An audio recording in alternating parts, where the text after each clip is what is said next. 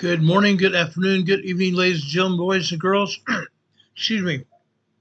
Welcome to Emergency Management Associates.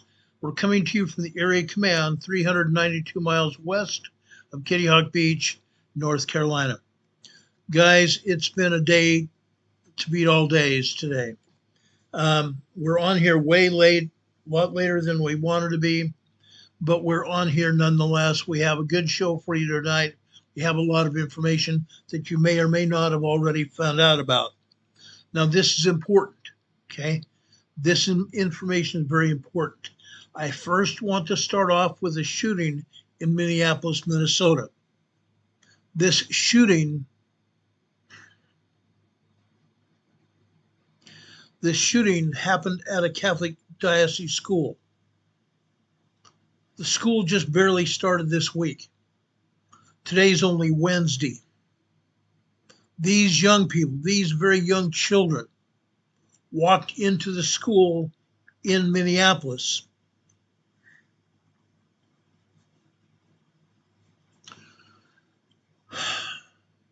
They walked into this Catholic school in Minneapolis.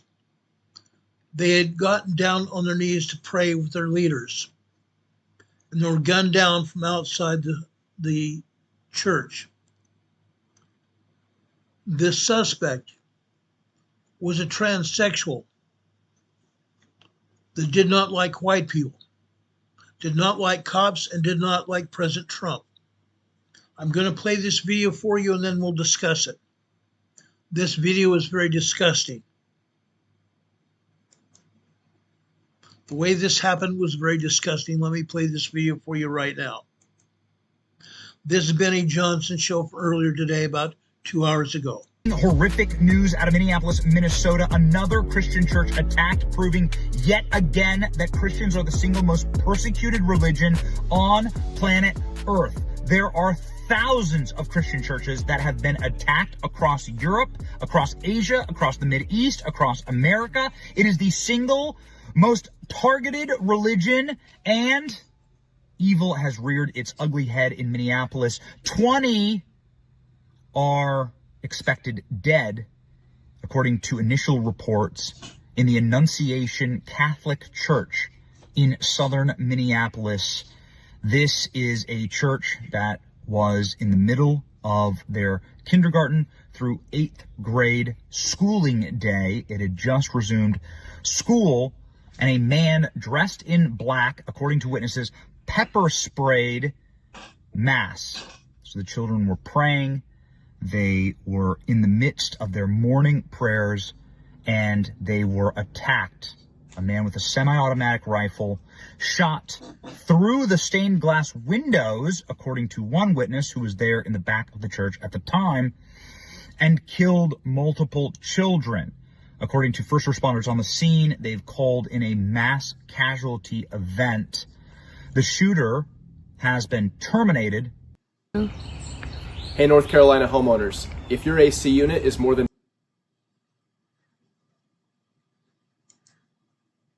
seen, we do not know who the shooter is yet or what their motivation could be, but obvious what the motivation is. Pure and complete demonic possession of someone who wished to target Christian children. Now, we've seen this again and again and again. We're going to get into more details on the trend, which is probably the most horrifying thing about all of this, which is that they're targeting Christian children. They're coming after Christian children for a reason. They want to destroy the West, and they want those who fear God to be fearful of them. And it won't work. But ladies and gentlemen, now is the time to have your head on a swivel. The president has been briefed on this. Donald Trump saying that he has deployed the full force of the federal government to investigate this. Kash Patel and Dan Bongino saying that the FBI is on the scene of the crime. The church surrounded by officers, and some of the images are horrible. The images of the parents weeping here, the images of parents being consoled by other parents. I don't know who these individuals are. All of this is breaking news. All of this is happening right now. Pray. Pray for these families. Pray for Christian kids who are in schools. Now, reminder that not too far away from here, in Michigan, there was a failed attempt at the exact same thing just 1 month ago, when a Christian Bible school, a vacation Bible school as it's called, with a bunch of little children in it, was attacked by a mad gunman who, praise God, got put down at the door by the security guard who said Christian children are under attack. This individual was put down, was run over actually by a truck, and then shot by the security guard, one of the deacons at the church. And so they were doing the same thing. Semi-automatic rifle looking to target Christian children. Local authorities are saying that there has been multiple kids who've been brought to the hospital. Local city council members are saying that the scene is now completely closed. Parents have gone in to get their children, and that the gunman again is down. It's the gunman not active. This is a horrific trend, and I'm not sure what needs to be done here, but there are multiple schools where I live where there are police cars parked outside of the school, and there's a police presence outside of the school. This, of course, if you want to harken back just a couple of years ago, and I'm sure that I'm missing other instances of this, but the Christian school shooting in Nashville, that was all caught on camera. It was a horrific event where a absolutely diseased and clearly possessed transgender former student of the school went through and shot up that school as well, killing other students. How long are we going to allow this to happen? How long are we going to let our children be sitting ducks? It's tough as a parent to see this. I don't know what's next, but I do know what we will be covering here on this channel, which is the focus on how to fix it, the focus on what must come next.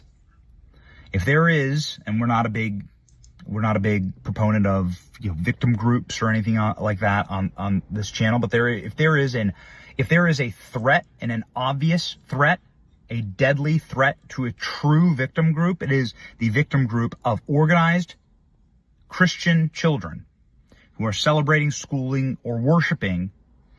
And you've seen it now across the nation. The number of Christian churches with children in them engaging in schooling activities that have been attacked is now at a level that it's organized terrorism. So we'll look for what's next. Who was the shooter? What was their motivation? Reminder that we still don't have the manifesto of the Nashville shooter. And calling out evil. Ladies and gentlemen, here is the most up-to-date report on this. Pray for these students. Pray for these Christian children in Minneapolis and their families. Pray for safety. I just want to give folks at home a quick update from, it looks like the Richfield, Minnesota police is now reporting possible 20 victims, which is just catastrophic amount of people.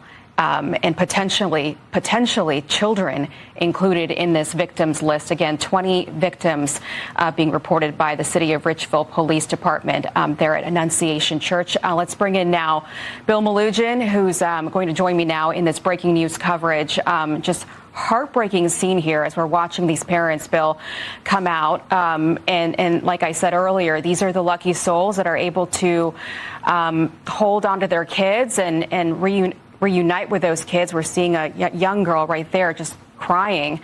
And it's hard to think what these kids are going through right now. Yeah, unimaginable. Aisha, good to be with you. Excuse me. Horrible situation. You were just talking about that update from the Richfield Police Department. That's matching up with what I'm hearing now. Since I got off air about 10 minutes ago, I was shooting out some texts, and again, what I'm being told is a significant amount of victims. Richfield Police confirming that officers on scene are reporting 20 victims. There's been some questions about what does it mean with the shooter being, quote, contained. I'm told by a federal law enforcement source that the shooter is, quote, down. I don't know if that means he's dead or if he's arrested and in custody, but I'm being told the shooter is down. If we go a little bit deeper into that post from the Richfield Police Department, on top of saying that officers reported 20 victims, they're saying that the shooter was a man dressed in all black, armed with a rifle. That was reported at the scene. And again, this has been called out as a mass casualty response for EMS. So Aisha, we know how it is with these unfortunate shootings. A lot of the initial numbers are going to be wrong when they come out, so we're avoiding those numbers. But we do have it from Richfield Police that officers on scene initially reported 20 victims. Now, we don't know what they mean by victims in terms of injuries or any potential fatalities here. We're going to wait to hear on that. But Paul, you and I were just talking about this moments ago. We're now hearing a number from police that this shooting is shaping up to be, unfortunately, as bad as we were hearing about an hour ago. Yeah. Okay. Why do some men? It is just as bad or possibly even worse than what they first reported. It's hard for me to even talk about it. No one even saw this coming. There's no way you could have seen it coming at all.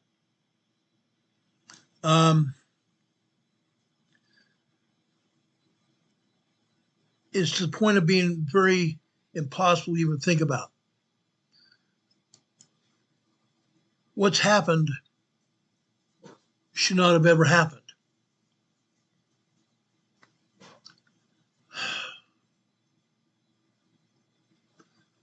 It's very disappointing. I am going to show you a briefing about the shooter and what happened there in Minneapolis this morning.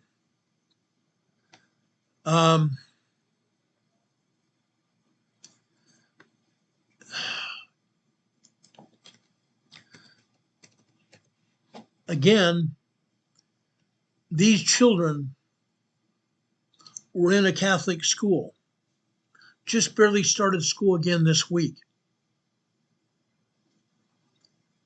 And they were gunned down by an assailant.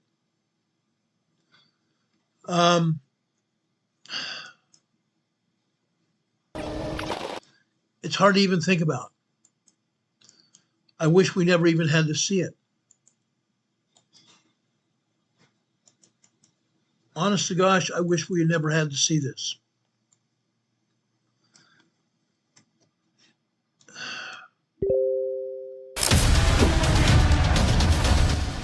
What's up, guys? It's Benny. An absolutely horrifying update to the demonic evil that we witnessed today as Christian children were targeted inside of the church they were praying in for school. In the pews, they were shot and killed. 2 fatally confirmed dead, 17 injured, 14 are children. 2 children are in critical condition. Pray for them. The shooter used a rifle and a handgun and a shotgun. And now we know the identity of the shooter. And ladies and gentlemen, this is not going to be good for the Democrat Party or anybody that has pushed the radical trans ideology. And this is why you have seen Democrat politicians go screaming onto the airwaves of MSNBC and others, blaming automatic weapons. It wasn't an automatic weapon. It was a semi-automatic weapon. Jacob Frey, the far left-wing Democrat mayor of Minneapolis, has now said that we shouldn't actually pray for these children. They know something. Listen to this. Say this is about thoughts and prayers right now. These kids were literally praying. It was the first week of school. They were in a church. I try and have a family-friendly channel here, so I use these kind of things very sparingly, but literally f this guy. F this guy. This is the same mayor of Minneapolis, of course, who wept at George Floyd's funeral, kneeled before George Floyd's golden coffin, saying we shouldn't be praying for these children. Minneapolis will continue to be a safe haven for the trans community, says Jacob Frey. Frey, when a trans person kills Catholic children, your prayers mean nothing. Yes, ladies and gentlemen, there's a reason why everyone in the Democrat Party, including, of course, the chief spokeswoman for the Democrat Party, is saying, don't look at who did the shooting, please. By the way, the lieutenant governor of Minnesota. Okay, look at this. This woman is the lieutenant governor of Minnesota. We already saw the governor during last year's political convention, who was the vice president running mate of Kamala Harris. This lieutenant governor is wearing a t-shirt saying, "Protect trans kids," wearing a knife on her t-shirt. Protect trans kids. The man who committed this crime was a trans adult. A trans adult. 5 years ago, he was just a kid himself. He went to court to change his name. He went to court to change his name because he didn't feel like he was in a man's body. So he changed his name to Robin. A man changed his name to Robin, took on a woman's identity, and did this crime. Wearing this Protect Trans Kids shirt with a not so veiled threat. Here's your shooter. This shooter, who engaged in a deliberate act of violence against children, has been confirmed as Robin Westman. Robin Westman legally changed their name from Robert Westman as a minor in 2020 in Minnesota. Application said the then teen identifies as a female and wants her name to reflect that identification. Robin Westman was a trans activist who left a manifesto and showed psychotic obsession with mass shooters and shootings. Ladies and gentlemen, this has now all been confirmed. In one of the images from the now deleted YouTube page of Robin Westman, you can see them stabbing what looks like the outline of the actual church itself. And it gets even worse. Let's read here. The shooter in Minneapolis who killed 2 children and injured at least 17 has identified law enforcement investigate apparent manifesto possibly leaked to the suspects. Robin Westman, in his early 20s, opened fire through a stained glass window of the Annunciation Church during a celebratory back-to-school mass with children. Police are investigating whether the sick 20-minute video shared on his accounts before the shooting was connected to Westman. In the video, Hand slowly turns the pages of a red notebook, which has laid out what appears to be a schematic of the church itself, along with firearms. Each page is filled with handwritten scrawl, occasional plumes of smoke seen at the bottom of the screen, and a person coughing. The video shows an obsession with mass shooters, including Sandy Hook shooter Adam Lanza. Westman, who died at the scene by a self-inflicted gunshot wound, was armed with a rifle. The shooter was not previously known to law enforcement. Ladies and gentlemen, this has now all been confirmed. And it's even worse. The shooter's mother worked at the church that Robin Westman shot up. She retired in 2021. Look at this. So they said thank you. So this is potentially where it comes from. Not sure. The YouTube account, of course, taken down, but some of the videos and photos still obviously available on social media. Extremely disturbing. Here's Okay, look at this. This is what really ticks me off. The shooter, Robert or Robin Westman, put up a silhouette, a shooting silhouette. And what did he put on to the head of the silhouette? An image of Jesus Christ. It gets worse. There's a target, a body target with Christ's face on it, along with a rifle magazine that says "Kill Donald Trump." A rifle magazine that says "Kill Donald Trump." How many death threats does Donald Trump have to go through before we end this psychotic episode trend? How much of this do we have to go through? Does the president have to go through himself to end this psychotic trend? Several weeks ago, President Trump said in a edict, a presidential order that he put out, that he was going to clean up Washington, D.C., and he was going to clean up the entire United States. He's going to clean up homelessness. Those people that are homeless, he was going to take off the street.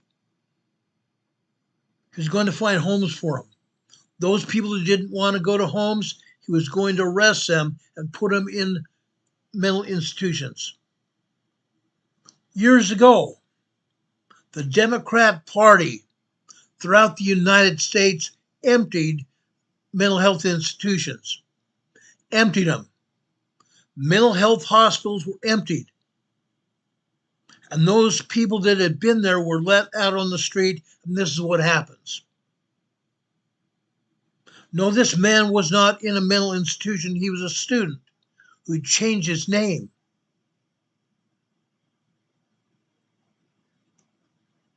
But this kind of behavior must stop. Where is your God? Would this make you buy a Ridge wallet? Two people could.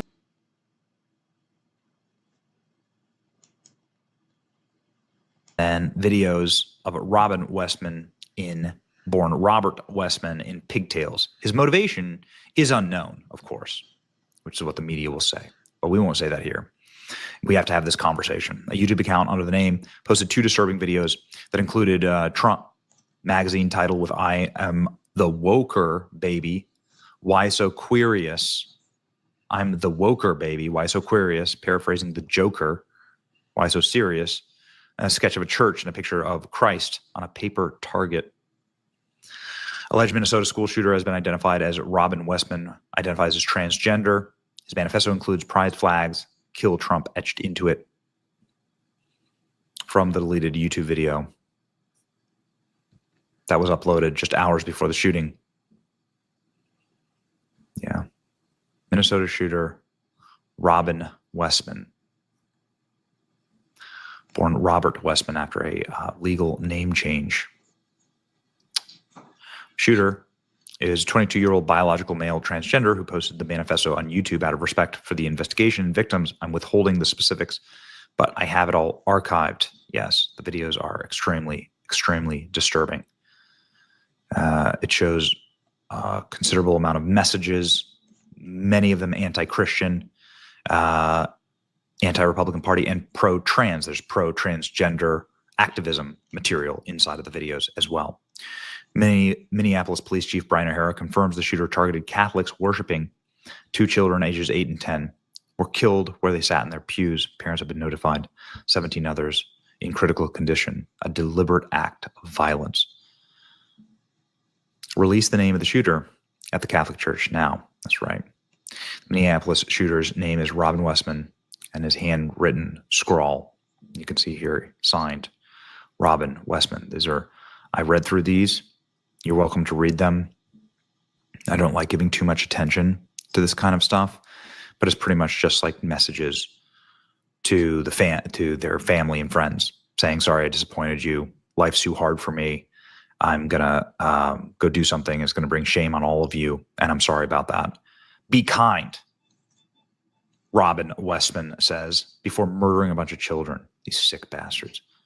Where's your God? Kill Donald Trump. Why so queries? Okay, I think I'm going to end this right here. You've heard the majority of this story now.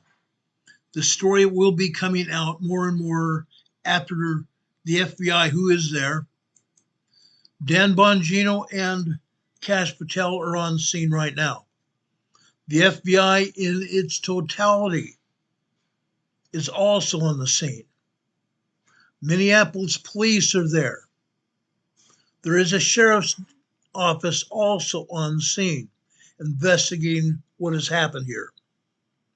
Like was reported by Benny Johnson earlier today, the shooter offed himself. A coward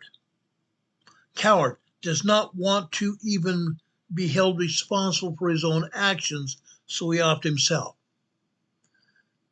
A very sad day.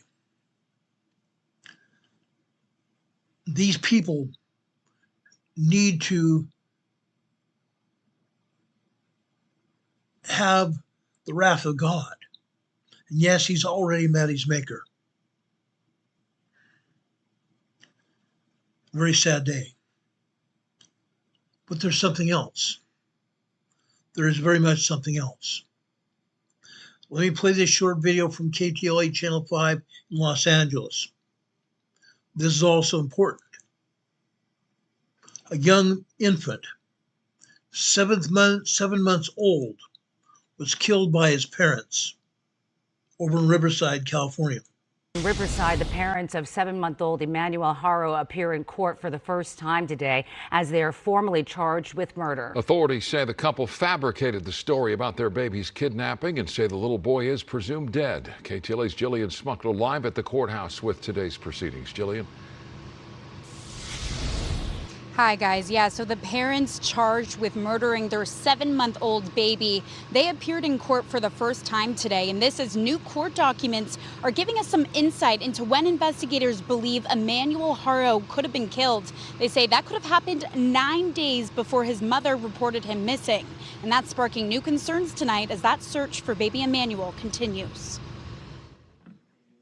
An eventful day in Riverside as Rebecca and Jake Haro make their first appearance in court.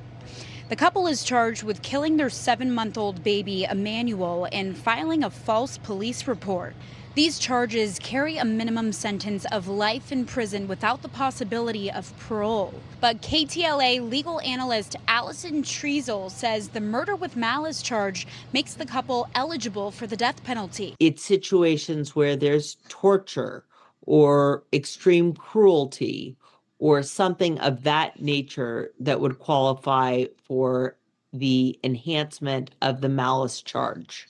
But we're going to have to wait a bit longer to find out what prosecutors will be pushing for. The parents appeared in court for less than 5 minutes today, each showing up without their own attorneys.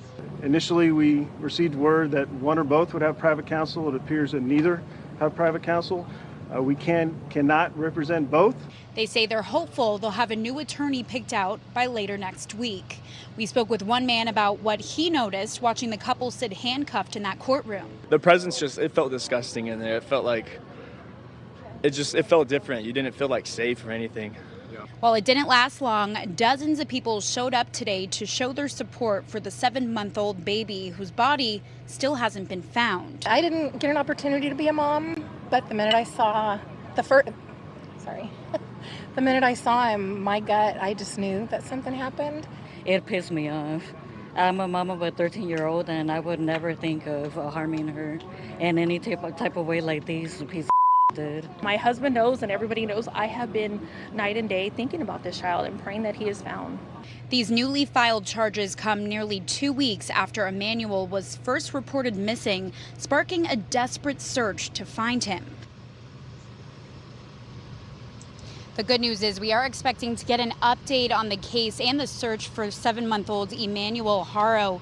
The district attorney's office and the county sheriff's office, they're holding a joint press conference tomorrow morning, and they're expected to give us a lot more information on the case. I know a lot of people are eager to hear from them. We were hoping that that would happen earlier today with that arraignment, but of course, with that being pushed back to next Thursday, we have to wait a little bit longer. But for now, reporting live in Riverside. Okay, that was KTLA reporter Jillian Smuckler in Riverside, California.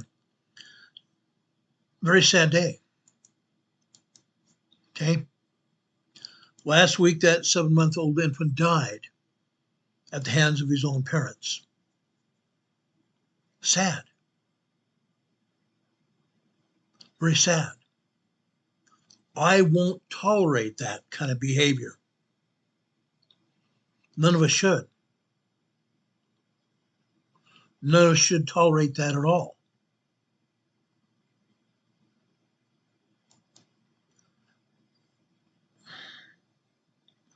What's happened here in the United States is abhorrent.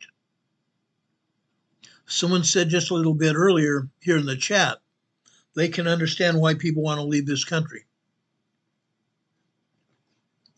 We don't want to leave. I want to repeat this.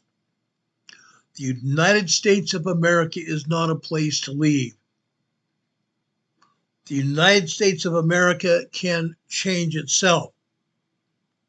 But we need to rid ourselves of the evil in our society. Our President of the United States has started that right now. He's put the National Guard on notice in Washington, D.C. to help Washington, D.C. police take control of their city. And as a result, there's been no deaths in Washington, D.C. during the past 8 days. None. There's been one carjacking. Before there was 10 a day. There's been one carjacking.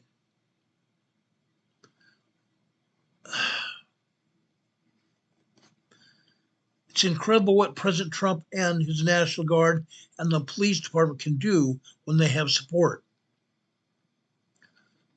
President Trump has said that the next place he's going to go is Chicago.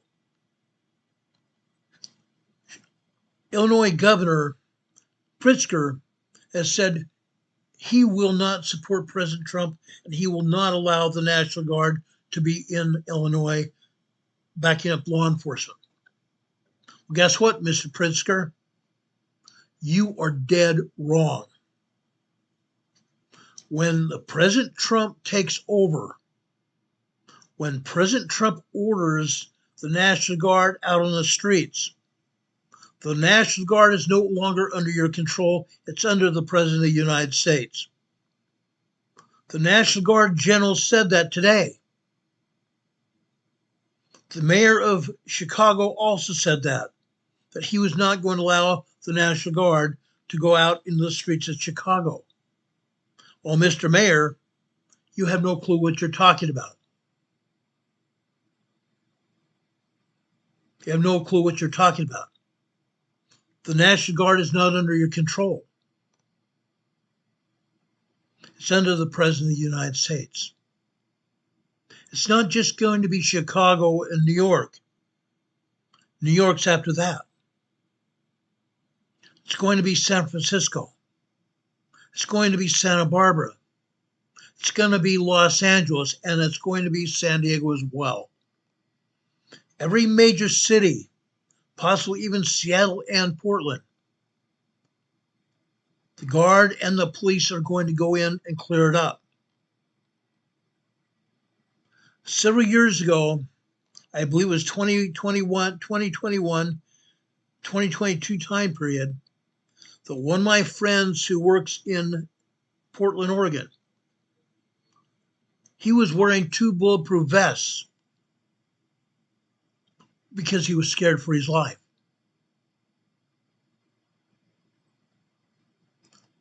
The police in Portland and Seattle do not have the support of their city councils. They have no political support at all.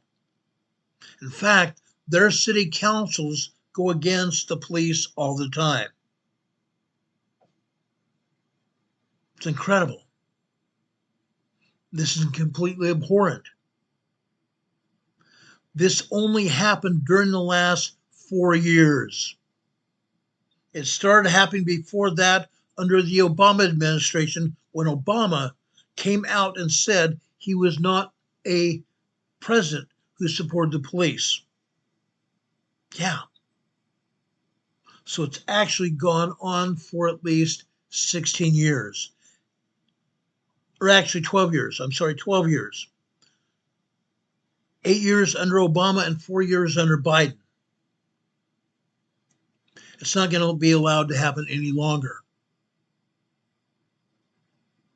It's not going to be allowed to happen any longer.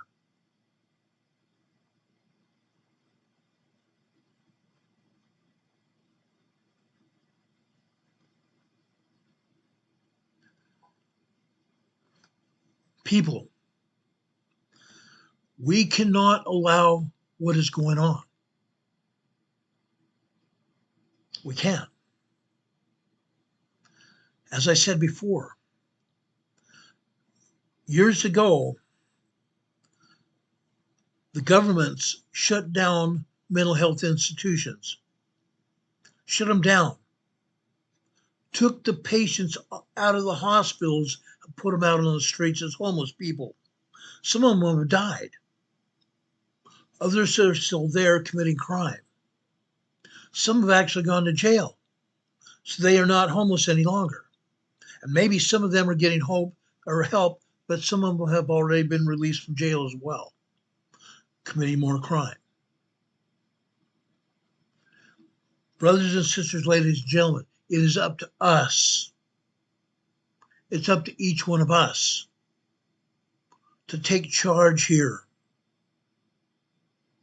We must stand up for what we believe in. We must take a stand.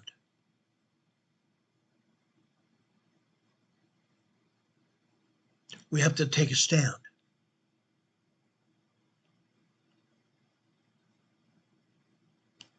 We cannot allow it to happen. It's got to end, and it has to end right now.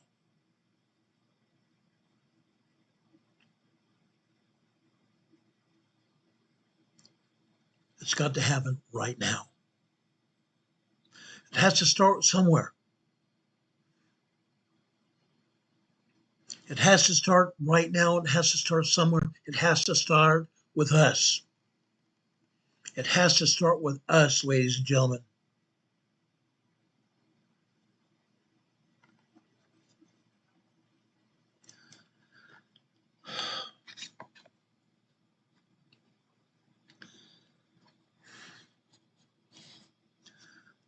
I was a police officer on the streets during the late 80s, early 90s, out into 2009 when they retired me.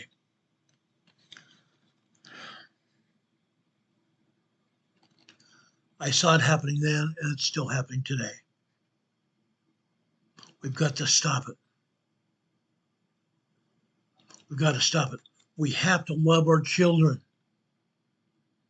We have to love all children. They need help. We need to get them help.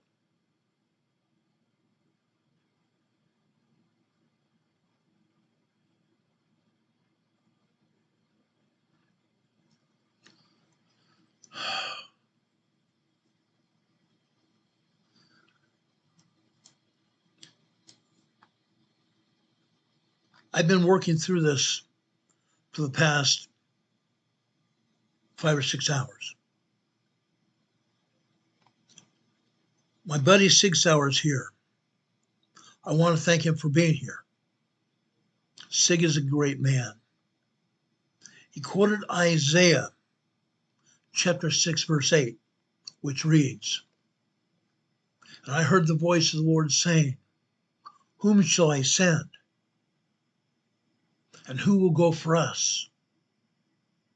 Then I said, here I am, send me," as Jesus Christ, our Savior.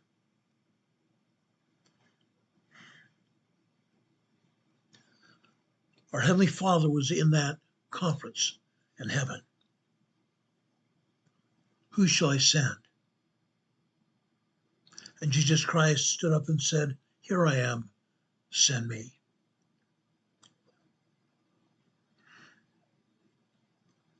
We need to pray.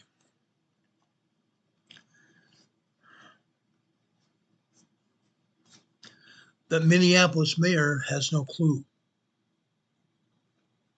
telling the citizens of Minneapolis, don't pray for those children. I'm sorry, that's exactly what we need to do. We need to pray for those children. We need to pray for their families.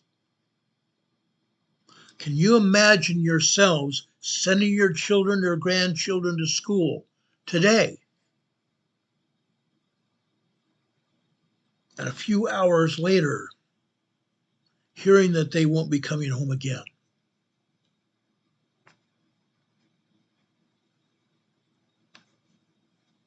I'm sorry, that doesn't go with me. No, I don't want to deal with it either. These parents are having to deal with it. And unfortunately, they've had to be dealing with it for some time now.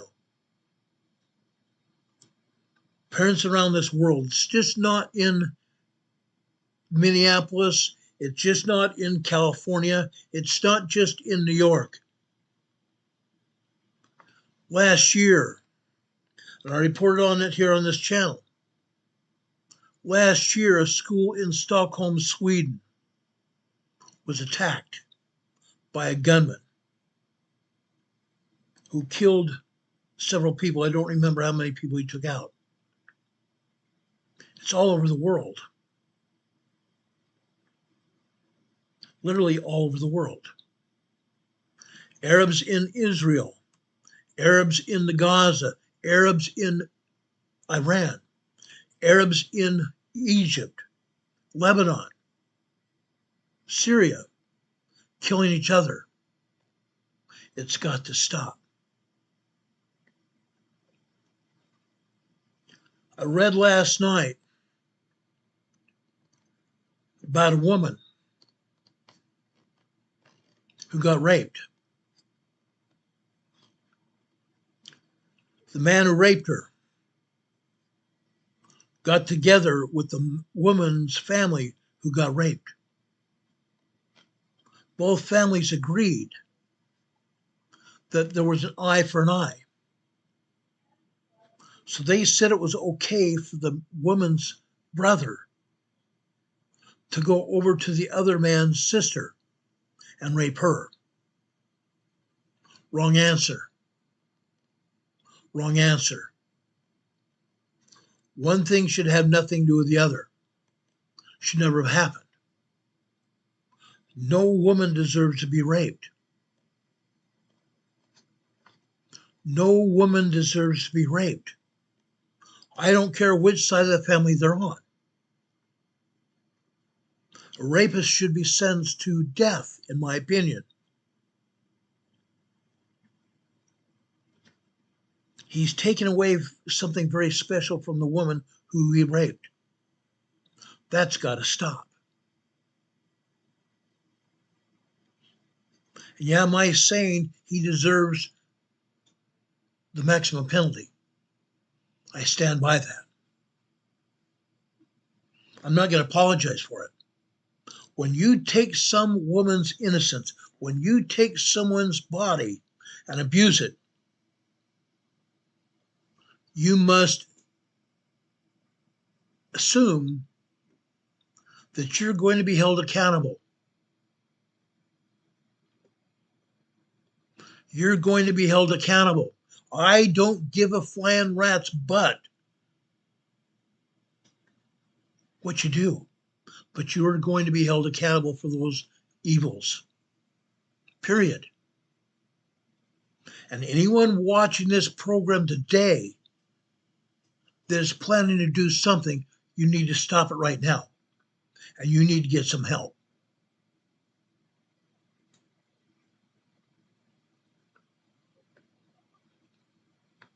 Heather, I'm sorry if I offended you or anybody else by using that R word. Yes, I don't want this channel to be damaged because I use that R word. But quite frankly, it has to stop. We see people being robbed and murdered right and left, not just here in this country, but around the world. Even in England. Even in England. That woman that went through that ordeal where a man hard-R'd her. It happened in England. It's literally happening around the world. It's got to stop. Those of us that are here need to make sure that we're standing for something. Stand up and be counted, ladies and gentlemen, brothers and sisters. Stand up and be counted. We cannot continue to let this happen in our communities. It cannot be allowed to happen any longer.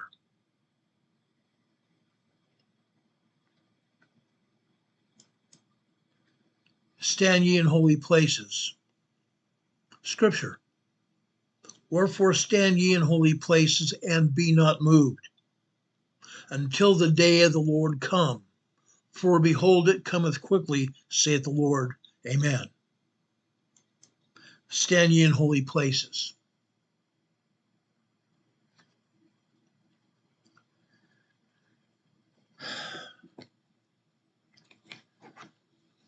Prior to this afternoon, I did not even plan on talking about this until I heard the sad news that happened in Minneapolis. It's not the only church it's happened at. It's happened around churches around the world.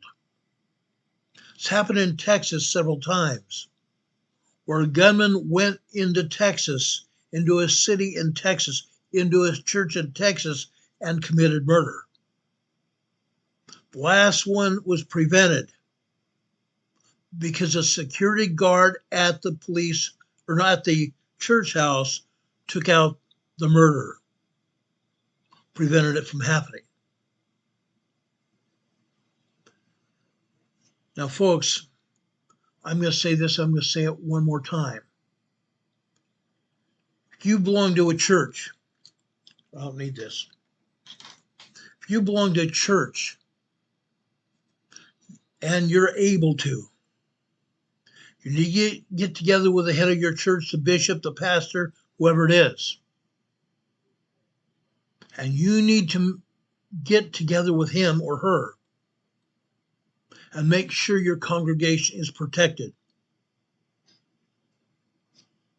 One of our own here on this channel, my buddy Rob in Arizona, is one of those people in his congregation that are armed legally. Armed legally. I'm not asking for anybody to break the law. I don't want you to do that. If you're not able to carry a weapon, don't do it. But if you can obtain a permit or if it's legal to carry a weapon, do it. Do it to protect your congregation. Do it to protect yourself and your family. Again, we have to stand up and be counted. We have to stand up and be counted.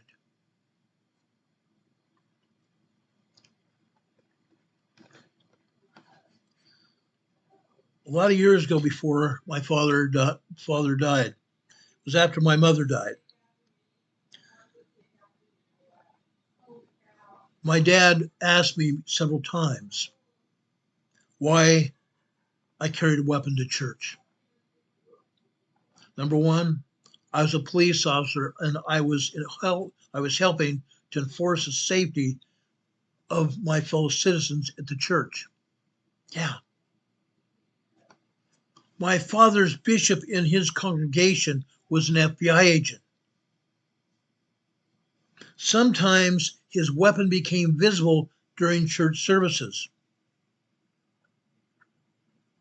He was armed because he had an obligation to help protect people and to defend himself. I carry a gun. Okay?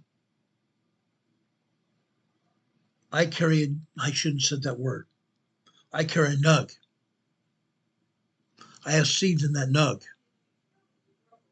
And I'm not the only one in my congregation has one.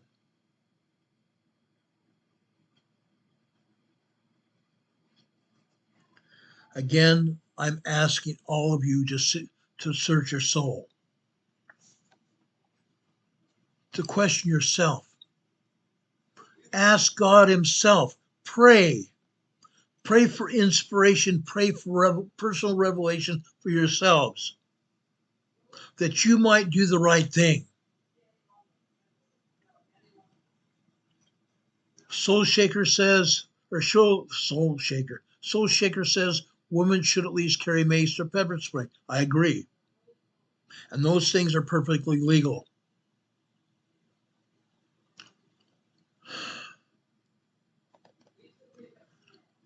Pre-Tribe Truth says Berna makes a good defense spray with ultraviolet dye in it. Yes.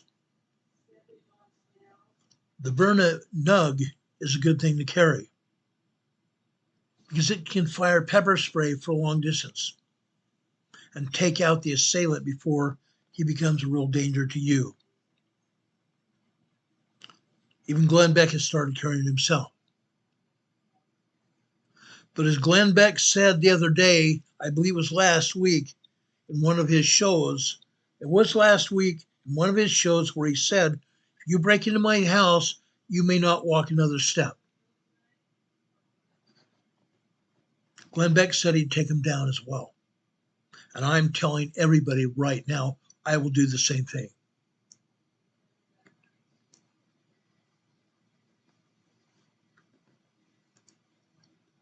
Miss Thought says, I think it's Miss YIYSL Thought says, Ron, do you know where your holy place is? Yes, I do. I absolutely do. Again, each one of us must find that place in our lives. We must find that place in our lives. As the scripture says, stand ye in holy places. We need to do that. We need to do that. We need to get there immediately.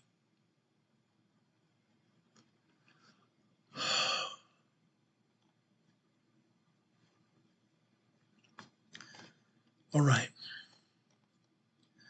Now I said that.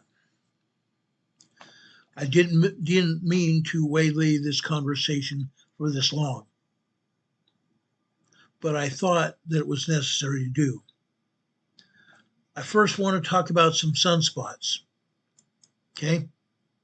Right here in the sun, we have sunspot 4197. You see several others as well. These sunspots have rotated over to the west. This is the east side of the sun here. They rotated over the center part of the sun and now are Earth facing. The Earth facing. These sunspots have sent out M-class flares.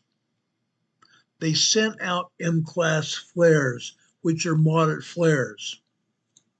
If you haven't already noticed when you've been watching television, especially if you have cable or satellite television, your broadcast signals have been interrupted with either snow or huge VLF waves interrupting your program. It's going to continue for some time because we just got through having another solar flare. These sunspots that you see here are capable of an X-class flare, which is actually the highest flare rating that they have. A very dangerous solar flare. So far now, no X-class flares have come up. They've been M-class and R-class flares. They affect our bodies. They affect every living thing, and they also affect earthquakes. They affect plates. They affect tectonic plates here. How's that possible? Let me show you. Okay, when the solar flare hits and the plasma radiation gets to the Earth, like it has even the last 24 hours. Okay, the plasma radiation goes through the magnetosphere that is supposed to help protect our atmosphere and help protect the Earth, but the magnetosphere is very weak. So the plasma radiation goes through the magnetosphere, through our atmosphere. Okay, then it reaches the Earth. reaches the crust of the earth that we are walking on, that we live on. It heats up the crust of the earth. It heats up the faults and the plates, the tectonic plates, all the gunk and grime, literally all the gunk and grime that is out there holding the faults and the plates in place gets very greasy. The sand, the dirt, the rock, the biological material turns into an oily, greasy-like substance, and that is holding the plates and the faults in place. When that plasma radiation heats it up and it turns into an oily and greasy-like substance, then the faults more quickly and easily move, and the plates also easily move, just like this. The plates will move just like this. They're moving. We're having earthquakes. We're having earthquakes. We've had some 5-pointers today. We're going to show those to you in just a minute. But this is what's happening. The sunspots are sending off plasma radiation, filaments of plasma radiation that are erupting from the sun every day. I want to show you something else. This is the GOES X-ray flux satellite here, showing the X-ray flux. The X-ray radiation reaches the Earth before the plasma radiation. The X-ray radiation will also make you sick. It's no wonder that people have body aches, increased body aches, headaches, and even some kind of mental infirmities happen when these solar flares launch off. That's what happens. What the GOES X-ray flux is showing us here, it's moderate. This is moderate. No, this is not very dangerous as it is right now. It's just moderate. But it could get worse. Another graph I need to show you here is the planetary X index. This is very minimal. Very minimal. Let me increase the size of this so I can show you something here. It's very minimal here. It doesn't even get up to 4. But if the planetary X index goes upwards of 4 to 5 and goes into 6 even, and it's even gone up to 7 here, that's very dangerous. This is minimal. Right at this point in time, we don't have a lot to be worried about. Yet.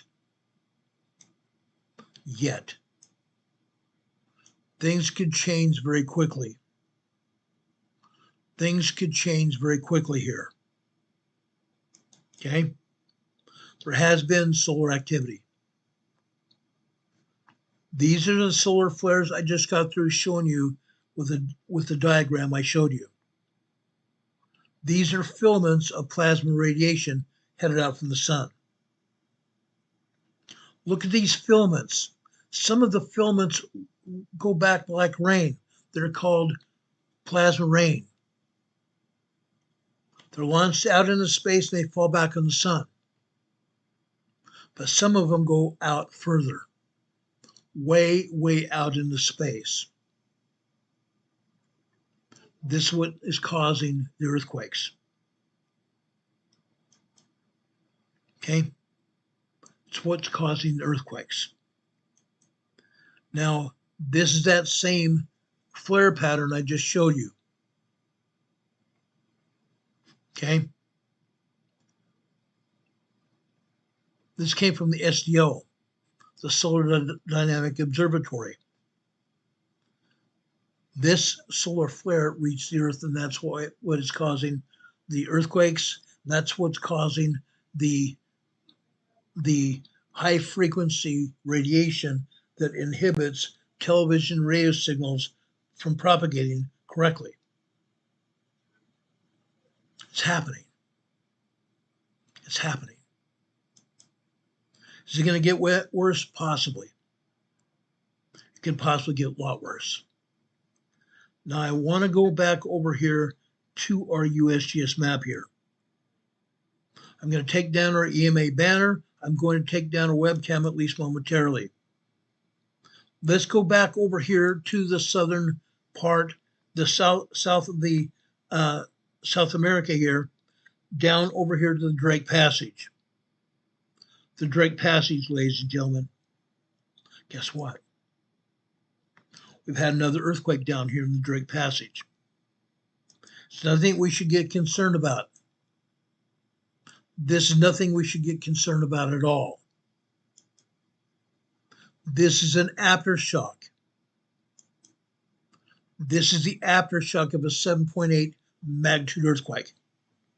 This is a 5.2 large earthquake down here south of the Drake Passage here. There's another earthquake also down here in the South Sandwich Islands. This is a 5.1 earthquake. This seismic energy from the South Sandwich Islands is going to move over here into the area here in the South Atlantic, and it's going to go up the Mid-Atlantic Fault here. It's going to go up the Mid-Atlantic Fault. As it does so in the next day or so, we're going to see earthquakes up here in the South Pacific, or South Atlantic Ocean, I'm sorry, not South Pacific, the South Atlantic, and in here to the Central Atlantic Ocean, and finally over here in the North Atlantic. We're going to have earthquakes here. Ultimately, we may see more earthquakes here in Iceland as well. We may see more earthquakes here in Iceland. It can happen. Again, we're seeing earthquakes around the world. Let's go over here to the Indian Ocean, into the Carlsberg Ridge area. This is a 5.2 earthquake here in the Carlsberg Ridge. Do we need to be concerned about it? Possibly. Why is that? Let me open this up so you can see it. This Carlsberg Ridge heads north-northwest here. The seismic energy from this earthquake here, it's a 5.2 large earthquake. It could end up in Saudi Arabia. It could end up over here in Somalia. It also could go up here into the, I can't even remember the ridge here in the Arabian Sea here. Go over here into Iran. We can see 5.0, 4.9, 5.0 energy here in Iran. And after that, it could go over here into Iraq and further over here in the Syrian Turkey area. Now, they're not showing any earthquakes here in Syria and Turkey, which is a fallacy. There are all kinds of earthquakes here. There's 36 earthquakes here in the Turkish-Syria border region. 36. But of course, the USBS is not going to show them. The 36 earthquakes here are aftershocks. Aftershocks from a 9.0, 10.0 earthquake that happened here February 3rd, 2023, 2 years ago. Nearly 2.5 years ago. Again, I'm going to say this again, and I'm going to say it again and again. When we get a very high magnitude earthquake, such as a 9.0, 10.0 earthquake, we're going to have aftershocks for a very long time. We've seen it already just southeast of Kamchatka Peninsula with aftershocks that continue to happen. We see it here in Syria-Turkey border region. We've seen it down in Antarctica. We're now seeing it down south of South America in the Drake Passage. Aftershocks are going to continue for a very long time. Now, while they're not showing a lot of earthquakes here in Turkey, there are about 20 earthquakes in northern Turkey. There are 6 or 7 in southern Turkey, a couple in central Turkey, and over here in western Turkey, there are a lot more. USBS is not showing all of them. There are 18 earthquakes here in Western Turkey today. USGS is showing one. A moderate 4.3 earthquake here. This 7 miles south-southeast of Smedra, Turkey. But again, they're not showing all the earthquakes. Earthquakes continue out here into the Aegean Sea here, into what they call the Dokanese Islands here. These islands belong to Greece. All these islands here belong to Greece. We have earthquakes out here as well. Quite frankly, quite a few earthquakes. Most of these earthquakes are right in here, in the southern Aegean Sea. The earthquakes here are caused by magma down beneath the surface of the ocean. Magma following magma channels hammering away on bedrock. The magma is hammering away at the bedrock, trying to find a place to erupt. Trying to find a place where it forces its way through the bedrock where it can erupt, either erupt out in the ocean, possibly making another island here, or on one of these islands which are also volcanically made.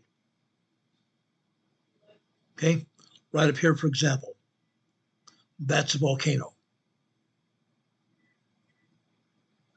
That's a volcano. Down here to the south, we've talked a lot about this island before. This is where all these earthquakes started. This is where all the earthquakes started. Down here in this harbor here, under the harbor here is the summit of the volcano. When the earthquakes started happening, USGS says, oh, it's only the faults out here in the Aegean Sea. They didn't tell the truth to the Greek authorities.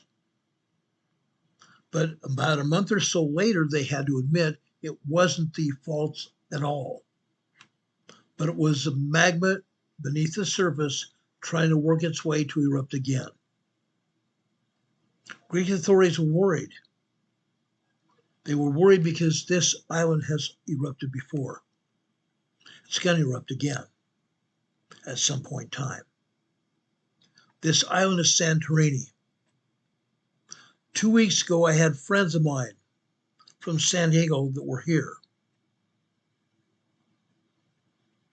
They visited several other Greek islands, and then they made their way over to mainland Greece. Over here in into the Athens area here. They've left Athens. I believe they are no longer in Greece at all. But Greece is also experiencing earthquakes. Today here in mainland Greece, both south and northern Greece have had earthquakes. Possibly even up a total of 28 earthquakes here in Greece alone. Unreal. Northern Greece and southern Greece. Incredible. Incredible. Go over here in Italy. Southern Italy has experienced some earthquakes here as well. And over here at Mount Etna has also erupted a lot. Major eruption at Mount Etna today. Stromboli is not erupting as much, but Stromboli is also erupting over here near Etna, its own volcano. Also, over here, okay, right here, Vesuvius volcano. Vesuvius volcano is active. It's putting steam out. It's steaming. It continues to have earthquakes. Yesterday, Vesuvius volcano had a 4.5 earthquake. They've had some 3.2, 3.5s. They've had some 2.0 to 2.9 minor earthquakes as well as a lot of tremors that nobody feels. Greek authorities are now again worried that Vesuvius is going to erupt. Yeah. But is USGS putting any acknowledgement to this volcano possibly erupting? No. You don't see any sign of earthquakes here the USGS is going to show us. But they're happening. They're happening. The preeminent seismic agency of the world is not talking about it. Over here in north central Italy, right here, about 22 earthquakes have happened here. They continue to happen every day. Anywhere from 18 to 30 earthquakes here a day. When it first started, USGS said the storms were going to cause a large earthquake, and that large earthquake did happen. It happened off the northern shore of Italy right in here, north central Italian shore here. These earthquakes are still happening. It's my belief, and I believe the USGS also believes it, the swarms are going to cause another major earthquake. These swarms are minor tremors, 1.0 to 1.9 and 2.0 to 2.9 tremors. Yes, we had one 3.5 earthquake hit here. All the rest have been minor earthquakes and tremors so far. Over here in northeastern Italy here, most of these are just tremors. They're not showing anything on the map here, but we're having mostly 1.5, 1.7, 1.9 earthquakes here, just tremors. On the other hand, over here down to the south in the resort areas of Italy, right here, more tremors here as well. Quite a few. Over here in the Alps Mountains, we have a bunch of tremors here. They've radiated over here into Germany, even over here in the Czech Republic. We have earthquakes here in Switzerland. We have earthquakes here in France. Minor earthquakes. We have two earthquakes, 2.0 and 2.3 earthquakes over here at the border area of Spain and France. Down here in southeastern Spain down here, we have 2 or 3 earthquakes here, minor earthquakes. Up here to the north, we have 1 earthquake up here and another 2 up here near Portugal and Spain up here. Down here in southern Portugal, we have 1 2.7 earthquake and another 2.7 3.0 earthquake here in the Azore Islands. Incredible. We have some tremors down here in the Canary Islands. Don't forget the Canary Islands, guys. We have tremors down here. Tremors, nothing more than that. Now we've had up here in Iceland, we had a volcanic eruption that stopped about 2 weeks ago.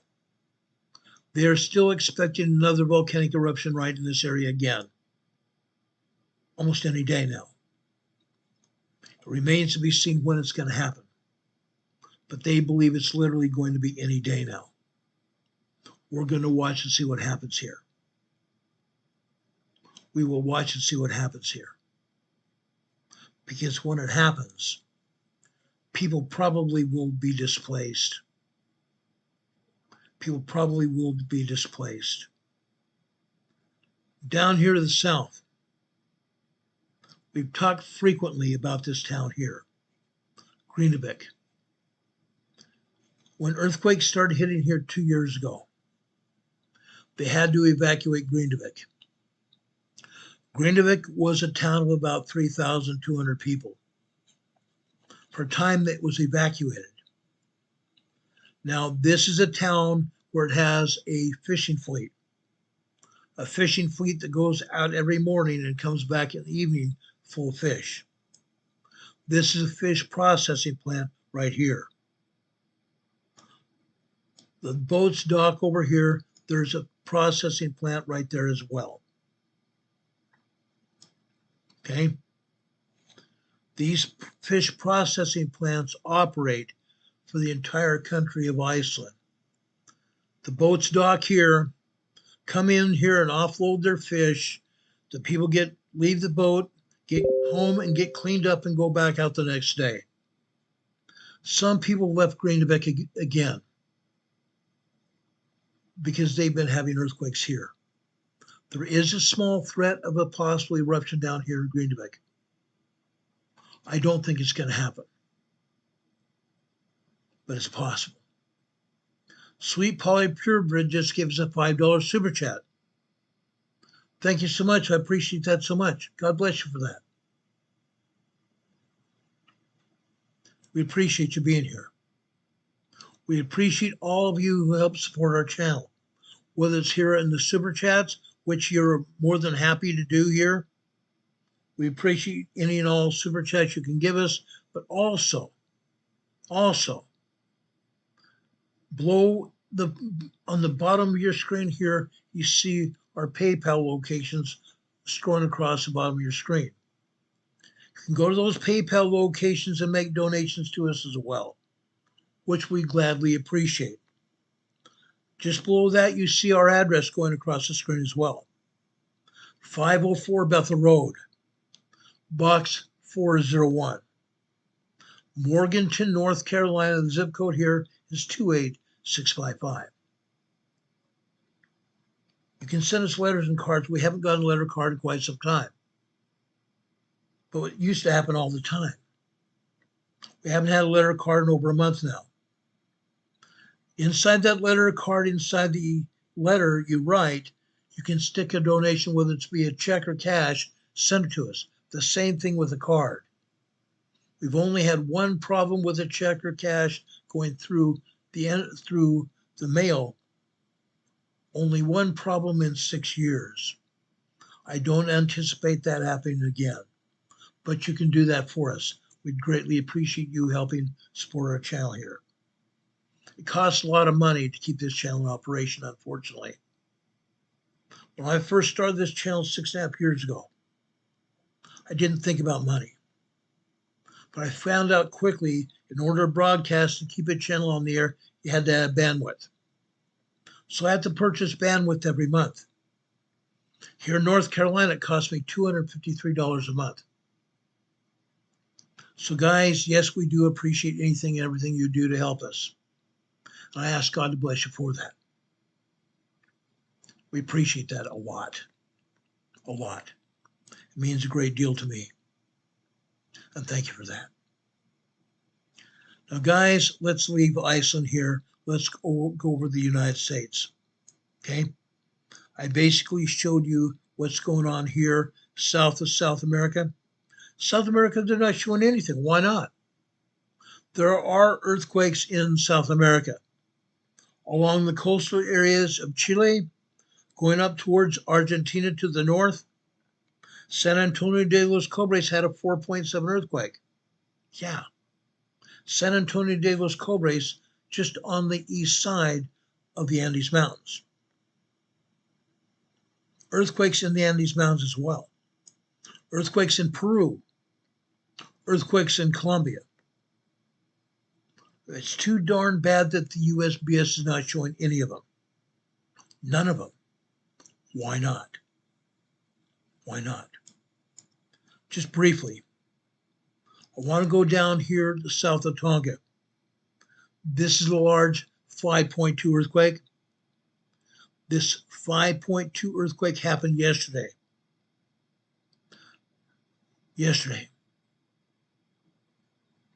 Okay?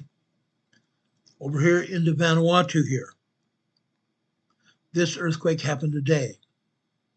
This is a 5.0 earthquake. 13 miles south of Lakatoro, Vanuatu. Going further further west over here, over into Papua New Guinea. This is also a 5.0 earthquake that happened last night. 65 miles east of Kimbe, Papua New Guinea. Earthquakes happen here. That happens here in Kimbe, Papua New Guinea quite frequently. Again, I want to put the word out here. These people that live on the islands here or over on mainland Papua New Guinea don't have much money. When an earthquake hits here, it devastates them. They live in cardboard and wooden shacks. When an earthquake of this magnitude hits, it destroys what they have. A cyclone or what we call a hurricane, and they happen here quite frequently as well. 120, 160 mile per hour winds come through, tearing through here. destroys everything they have. 5.0 and large earthquakes happen here a lot and destroys everything they have. Unfortunately, this 5.0 earthquake happened here in the mountainous regions of Papua New Guinea. Okay? Happens. Again, the USGS is not showing all the earthquakes here either. Just a second, guys. I'm sorry about this.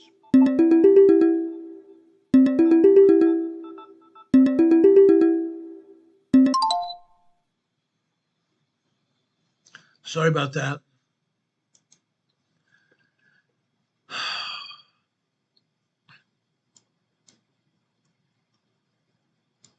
I did not expect that to happen.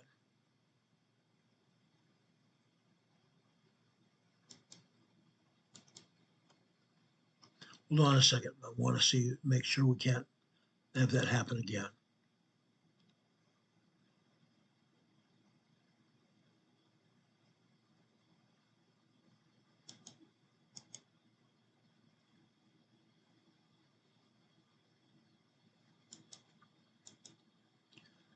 I want to make sure it doesn't happen again. Hold on a second.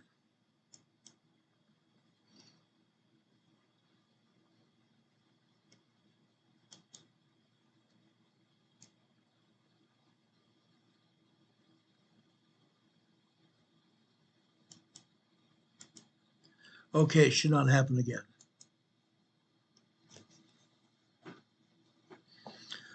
But anyway, earthquakes are happening all over, guys. Everywhere. Even over in South America.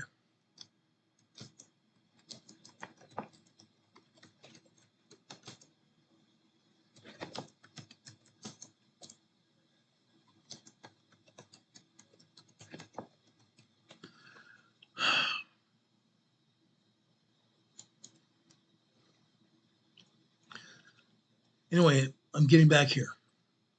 Okay. They're not showing any earthquakes at all in Indonesia. 36 earthquakes in Indonesia. Not showing any. What a joke. What a joke. Over in China, a 4.3 earthquake happened here. It's a moderate earthquake. Over here, Afghanistan. This is a large 5.1 earthquake. Taiwan today. Taiwan. Guess what? Guess what we have here? We have a 5.3 earthquake. 5.3 earthquake here. Just barely offshore. 11 miles east-northeast of Yilan, Taiwan. The people here in Yilan, Taiwan felt this earthquake. It was closer to shore. There's probably some damage here. We haven't heard of any, but I believe there's probably some damage here. A 5.3 earthquake can cause a lot of damage. Tokyo, Japan. They're not showing anything here. Why not? There are earthquakes here. Off the southeast portion of Kamchatka Peninsula, we have another 6.0 earthquake. This is a very strong 6.0 earthquake. Again, very strong is a 6.0, 6.9 earthquake. 5.0, 5.9 are large. 6.0, 6.9 are very strong earthquakes. This is a very strong earthquake. Okay? 6.0 earthquake. Just north of here, on the fault here, is another 5.0. 5.0. This 5.0 energy is going to go over here into the Aleutian Islands. Guess what? Guess what we have down here in the Aleutian Islands? Guess what we have here in the Aleutian Islands? We have a volcano. We have a volcano here.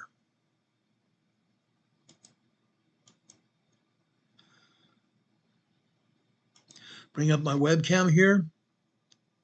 I want to show you what is happening here in the Aleutian Island chain.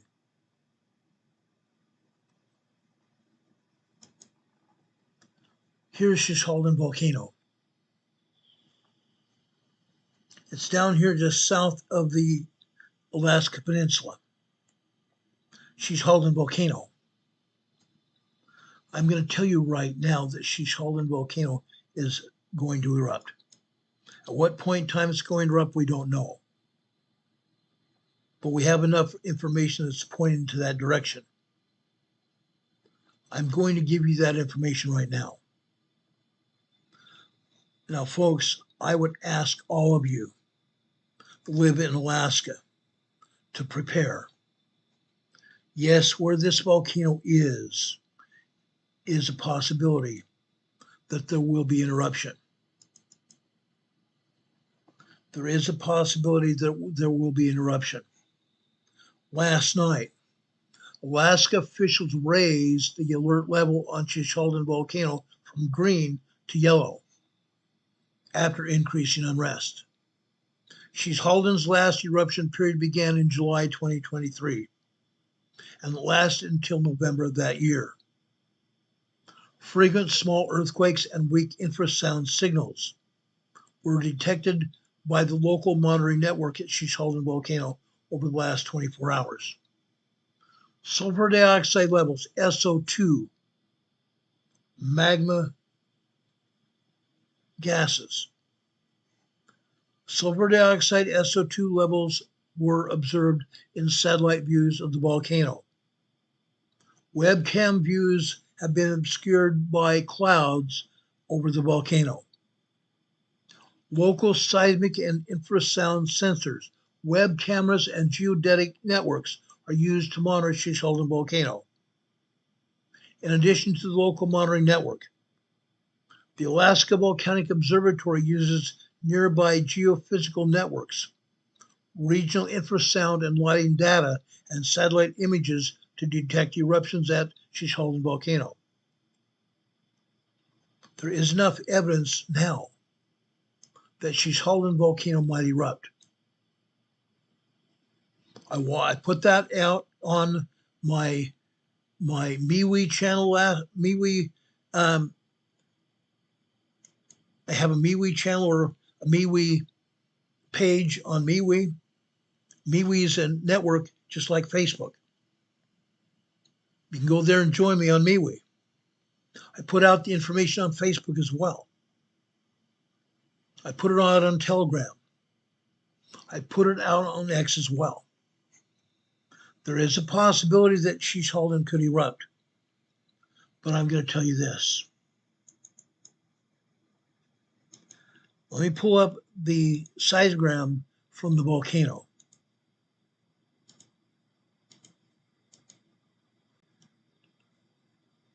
This is a seismogram from the volcano. Okay? I'm going to make it very smaller, much smaller, so you can see what I'm talking about here.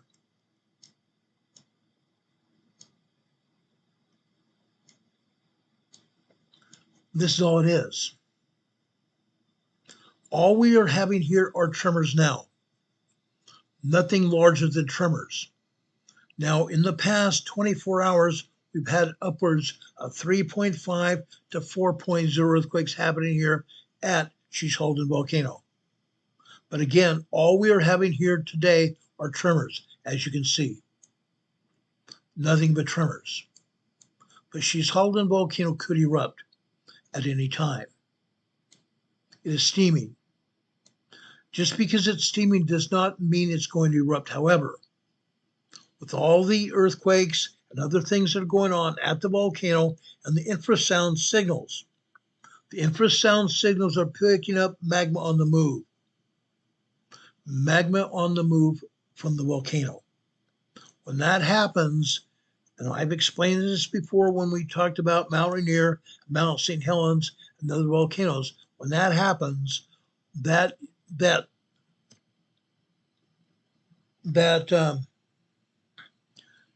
plug at the top of the volcano at the summit, that plug at the top of the volcano has a bunch of holes, doesn't it? Those fissures, my fingers here have dents in them because my fingers are here. But think of these fissures here between my fingers as just that in the rock. The magma is coming up from above and hammering away at that big huge plug in the volcano. hammering away every day. Magma under pressure, hammering away at that plug. All of a sudden, those fissures come open, don't they? The plug cracks, doesn't it? When the plug cracks, folks, what happens? We have vapor coming from the volcano. Steam. 6 to 7% of all magma is water. That's why we have steam coming from the volcano. That steam is hot, isn't it? The steam is hot. As the steam comes out from the fissures, it enlarges those fissures, doesn't it? It's a simple physics lesson. Heat enlarges everything it touches. When the steam comes through those fissures, it enlarges those holes. And the magma continues to pound away at the bottom of the plug. More holes, more fissures come up. At some point in time between the steam and the magma from underneath it coming, all of a sudden that plug is going to pop, won't it? That's what's happening here. This volcano is steaming. At some point in time, it's going to erupt. And right now, the USGS has given it a yellow caution signal. Yellow caution flag at Shishalden volcano. Okay? I want to make sure everybody understood that. Now, I want to go over to California. I want to talk about earthquakes in California now. Guys, California is moving. Southern California is moving a great deal. Okay?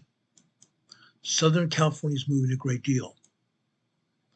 Now, you guys have seen what has happened over on the San Andreas Fault south, well, actually just north of San Francisco. You guys have seen the San Andreas Fault react just north of San Francisco, up off the coast of California, Let me bring up the USGS map again.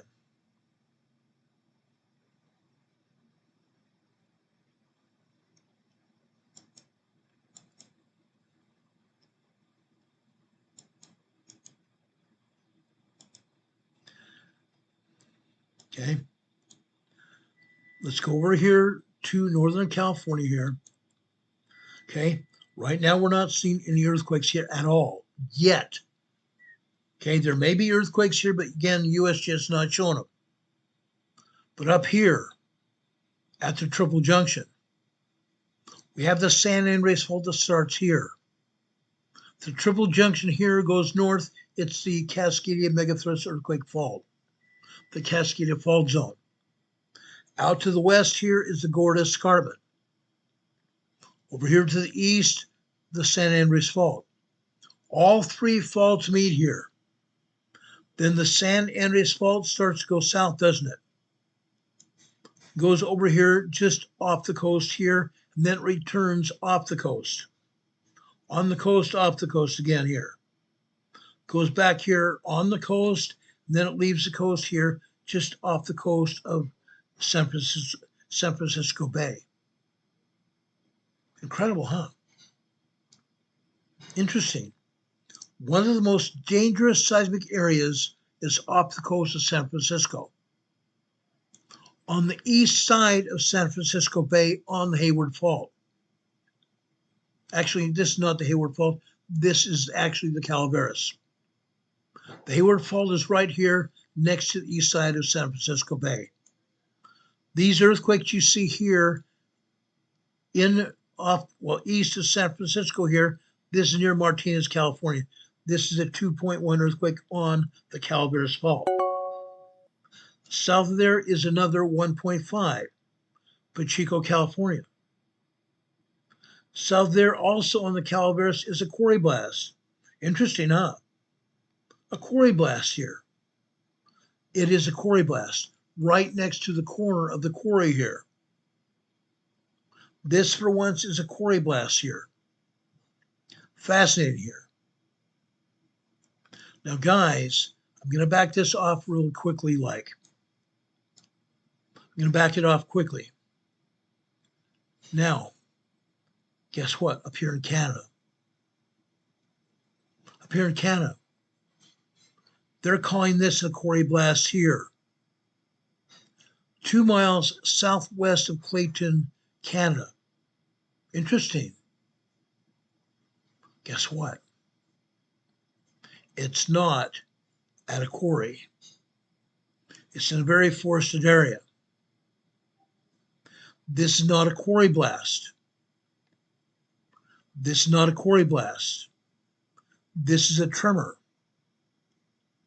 This is a tremor just north of the U.S. border. Just north of the U.S. border here.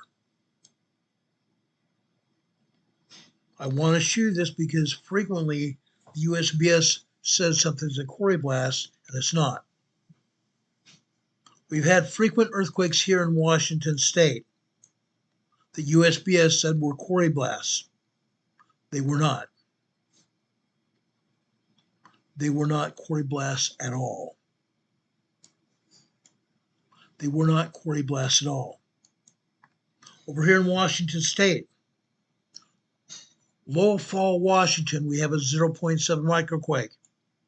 Guess what? Mount Rainier, USGS is actually saying we have activity at Mount Rainier today. Yesterday didn't show anything, but I can guarantee you there were minor tremors, microquakes, and full-blown 3.5 earthquakes at Mount Rainier yesterday. And there are today. USGS is identifying a 0.3 microquake. Interesting, there are several hundred microquakes here at Mount Rainier. There is probably another 50 minor tremors here. There's also probably 50 minor earthquakes, 2.0, 2.9 minor earthquakes. And there is at least one 3.5 earthquake here at Mount Rainier today. Fact. USGS covers it up. Heaven forbid they tell us the truth. Over here to the southeast of Mount Rainier, Niall, Washington, 2.0 earthquake. This is a 1.4 tremor here.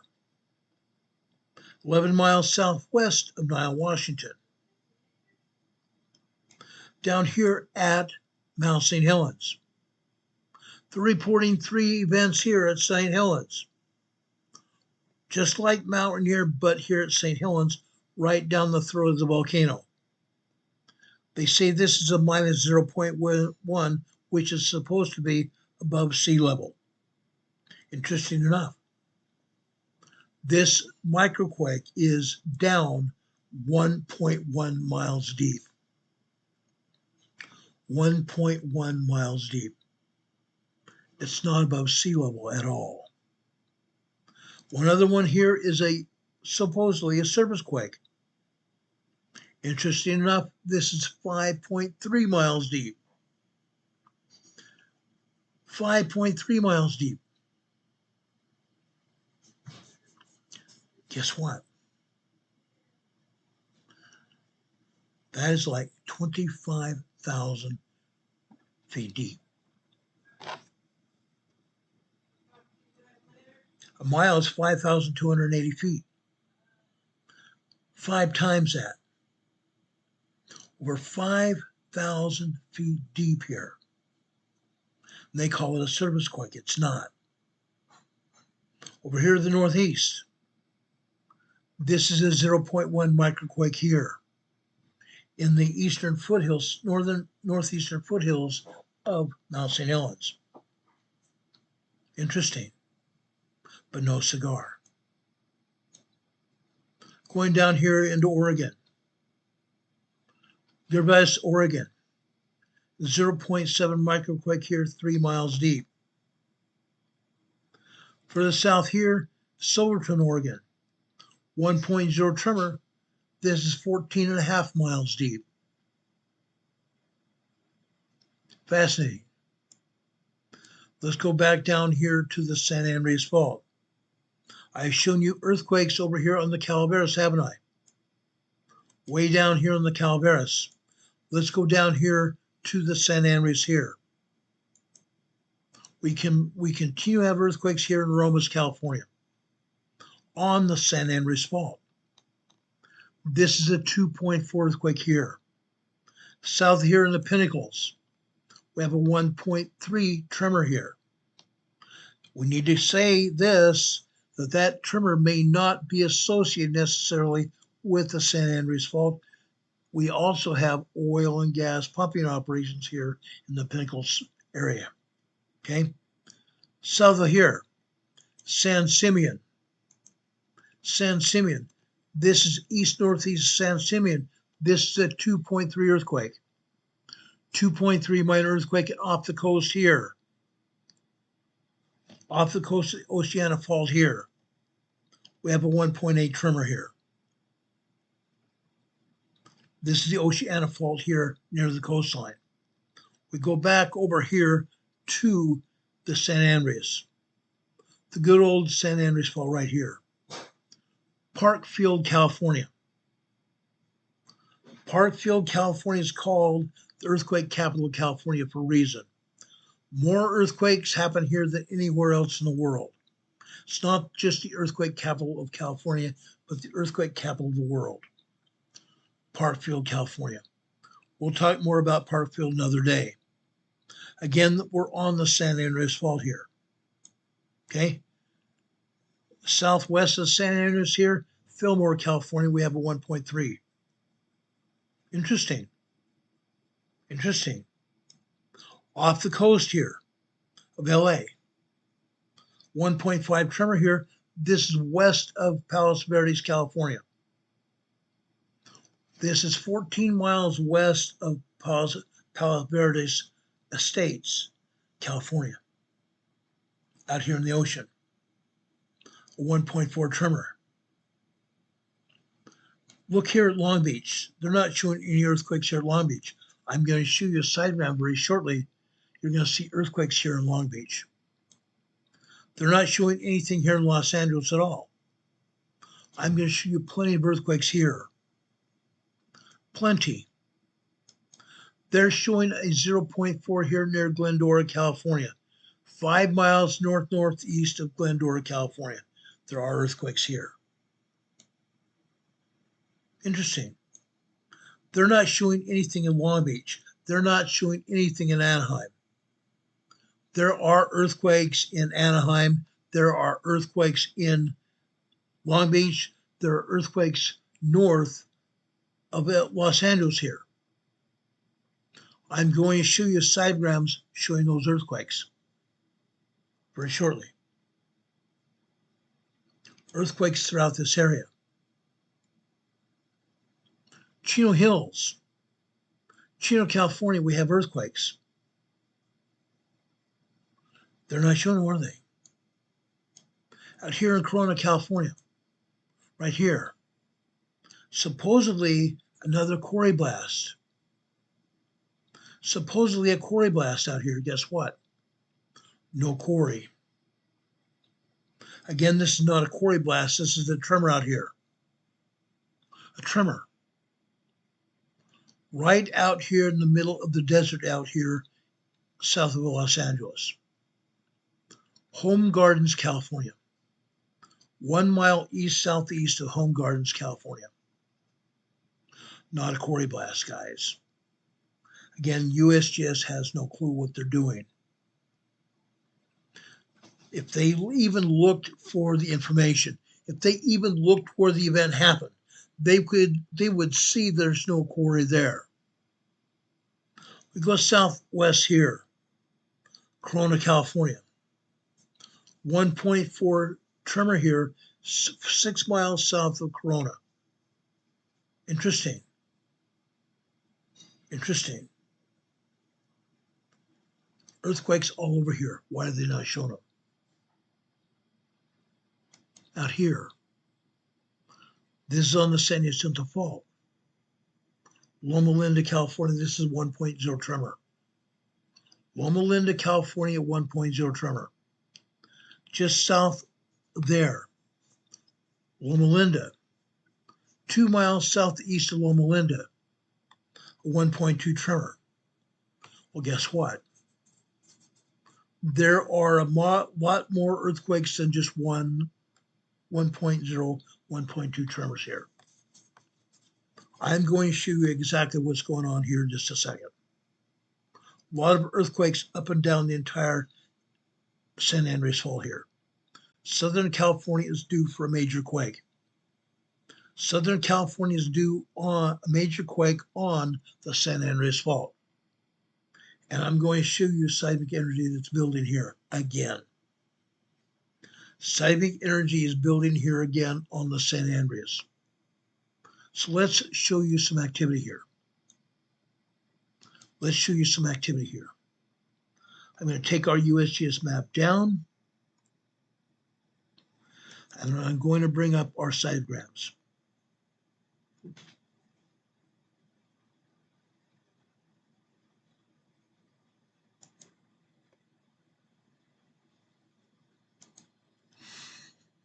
Okay.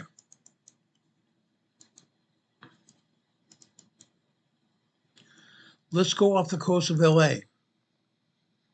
I love just showing you this. This is Channel Island off the coast. We're having earthquakes again off the coast of Los Angeles. Channel Island, guys.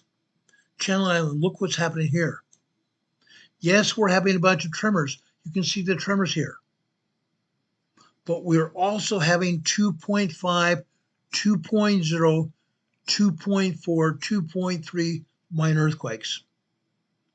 But look at the bottom line here at the bottom of this seismogram. Let's go to the black line here at the bottom.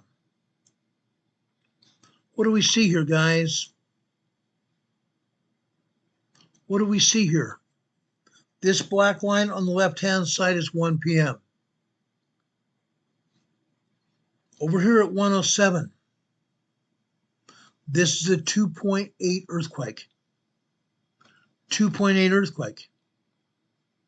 Just over a minute and a half later, we have another 2.0 earthquake. Minor earthquake, huh? Well, these are minor earthquakes. We've had 3.0 earthquakes just a couple weeks ago here at Channel Island. The whole place is moving. Everything's moving here. Let's go south of Santa Cruz Island here. Look at this. Look at this, guys.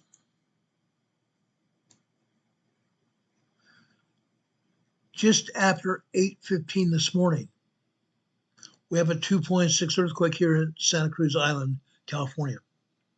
And yes, we have some other tremors here as well. But even here at Santa Cruz Island, we are having activity here. Okay? We're not done. Let's go out to the desert. First off, Cabazon. Cabazon in the foothills of the San Bernardino Mountains. Guess what? Look at the tremor activity here. This is on the San Andreas Fault. All the tremor activity here you see is on the San Andreas Fault. It's moving. It's moving a great deal. No, we're not having earthquakes here at Cabazon. This is all tremor. These are 2.4 up to 2.6 tremors here. Or not 2.6, I'm sorry, 1.5 to 1.6 tremors here.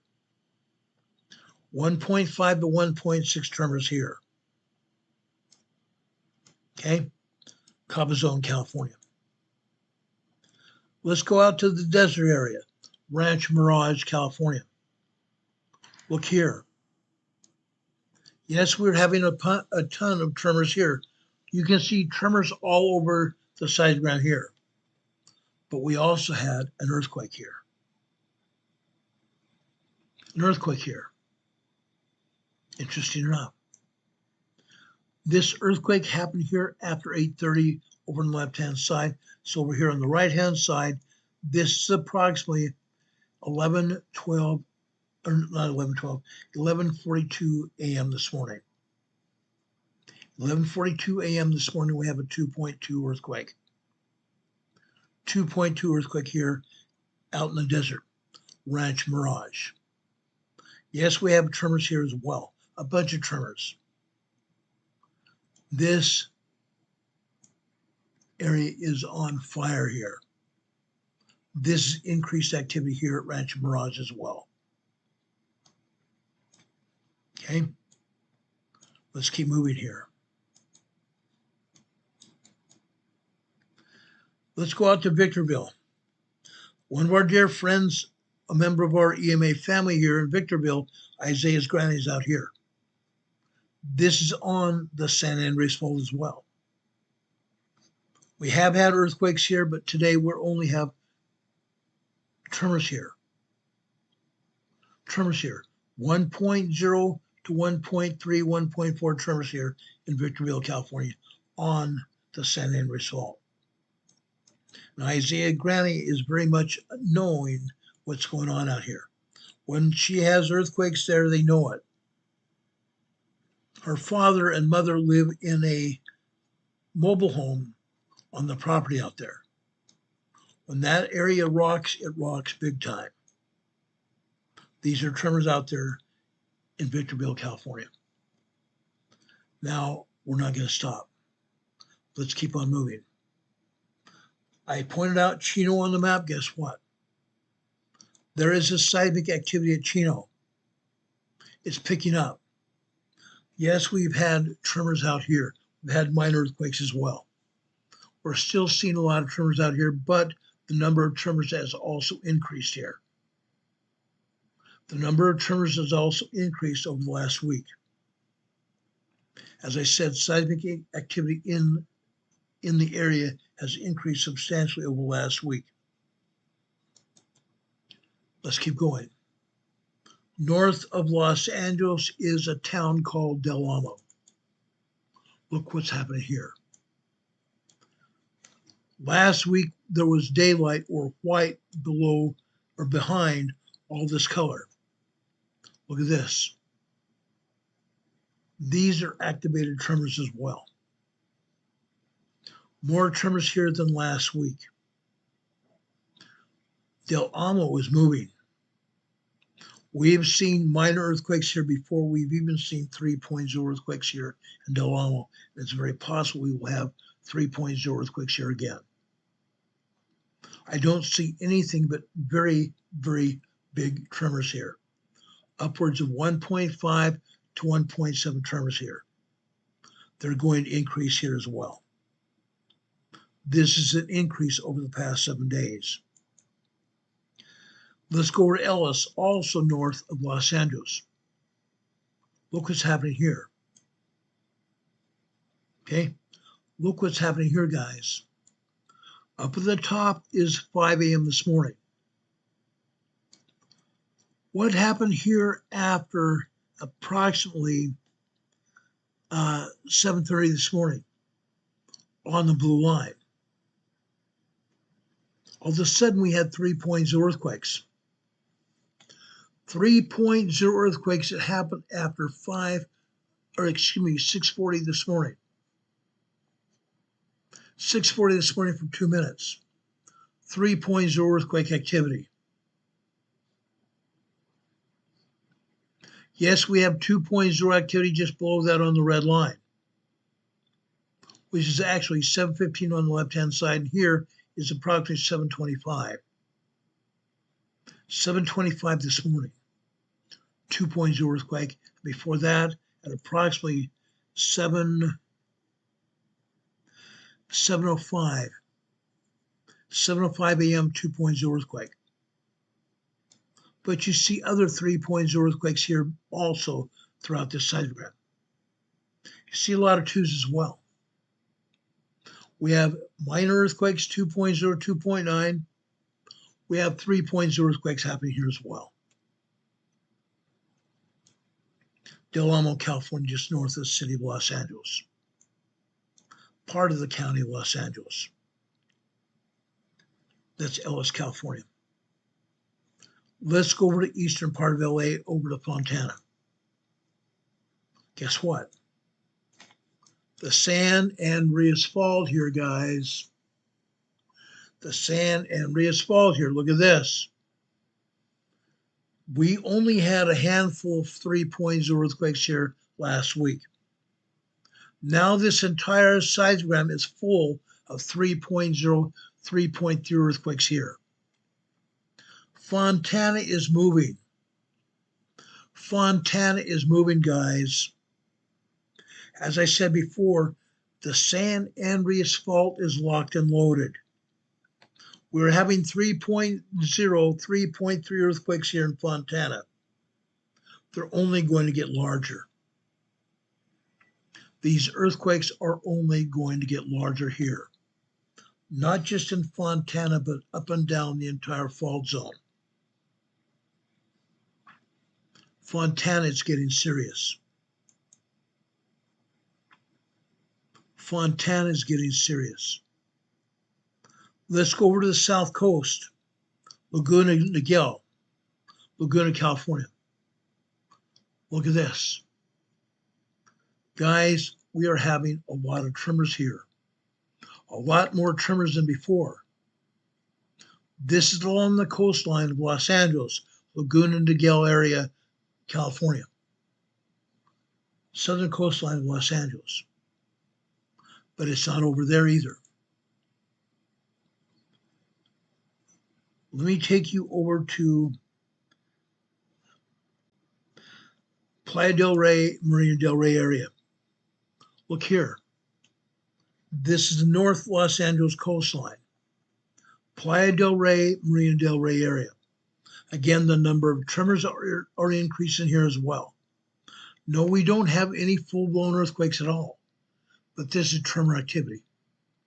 Thunderbird Signs, Diane just came in and bought a EMA 1 membership here. Diane, thank you for that. We appreciate you very much, Diane. God bless you. We appreciate all of you who join here as members in our program here on YouTube. I'm going to try on Friday morning to hold a members-only meeting again. Yes, we're going to talk about earthquakes on Friday morning. We're also going to talk about a number of other things. So be here Friday morning for that members-only meeting between 10 and 11 a.m. Friday morning. Then Friday evening, we're going to come back on the air and have a full-blown meeting and talk about emergency preparedness Friday afternoon. So look forward to that as well. Again, Diana, thank you for that.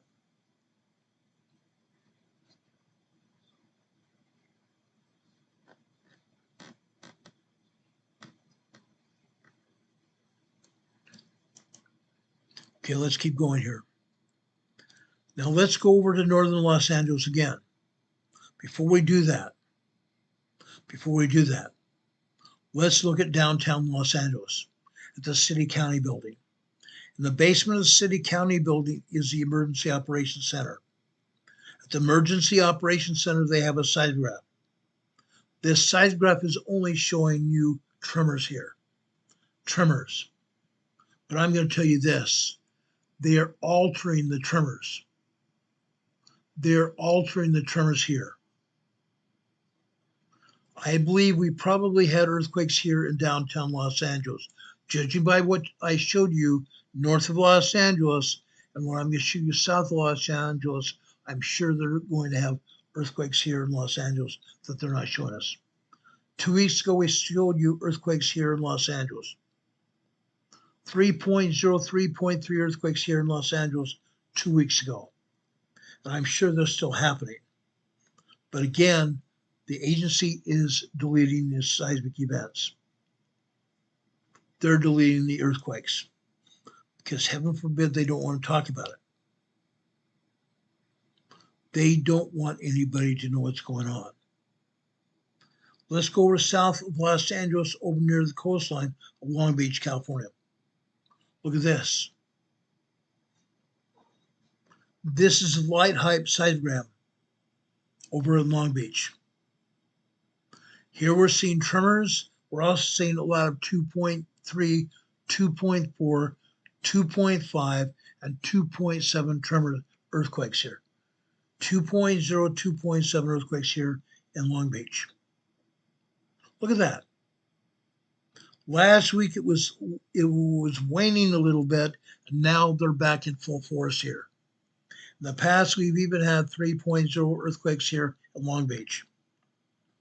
Let's go take a look at Anaheim, California. Good old Anaheim, California. You're going to be amazed what we're going to show you here in Anaheim, California. Wait just a second. Hold the phone. My State Street location didn't show up here. I'm going to find it here. I'm going to show it to you.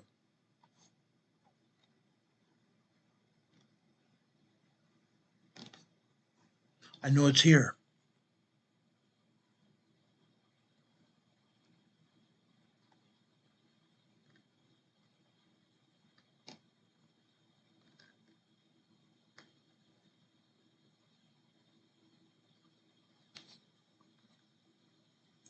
It's here.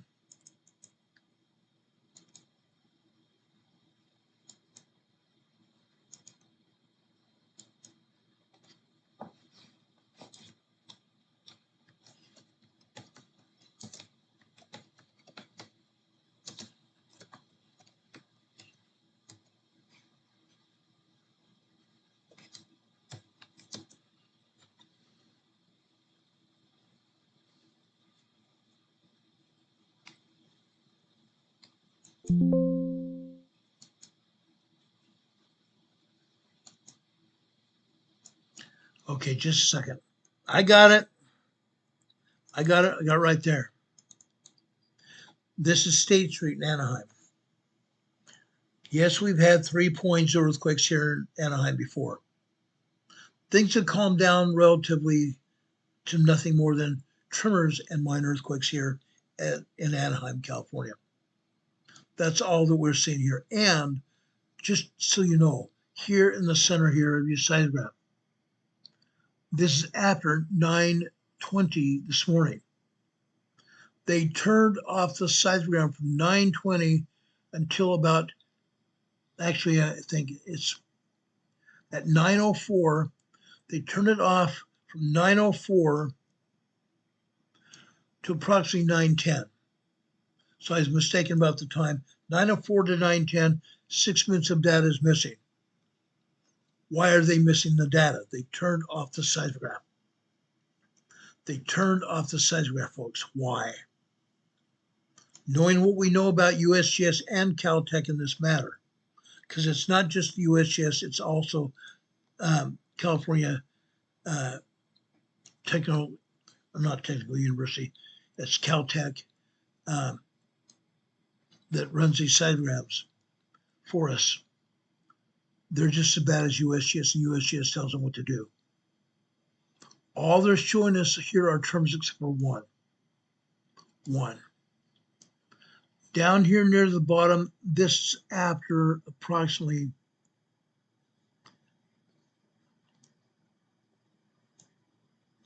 look at this. This particular seismogram, this is after 3:30 this morning. 3:30 this morning, we have a 1.7 tremor. I was thinking it was a 2.0 earthquake, but I think it's a 1.7 tremor here.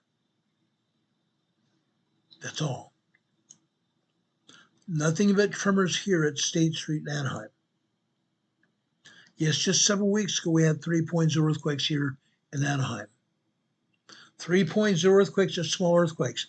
When they have a 3.0, they have to stop the rides, Disneyland, and Knott's Berry Farm, to make sure the rails are such that they can still run their trains all over the mountains and all over the lakes and everything else where they have the trains, okay, in the mountains, okay.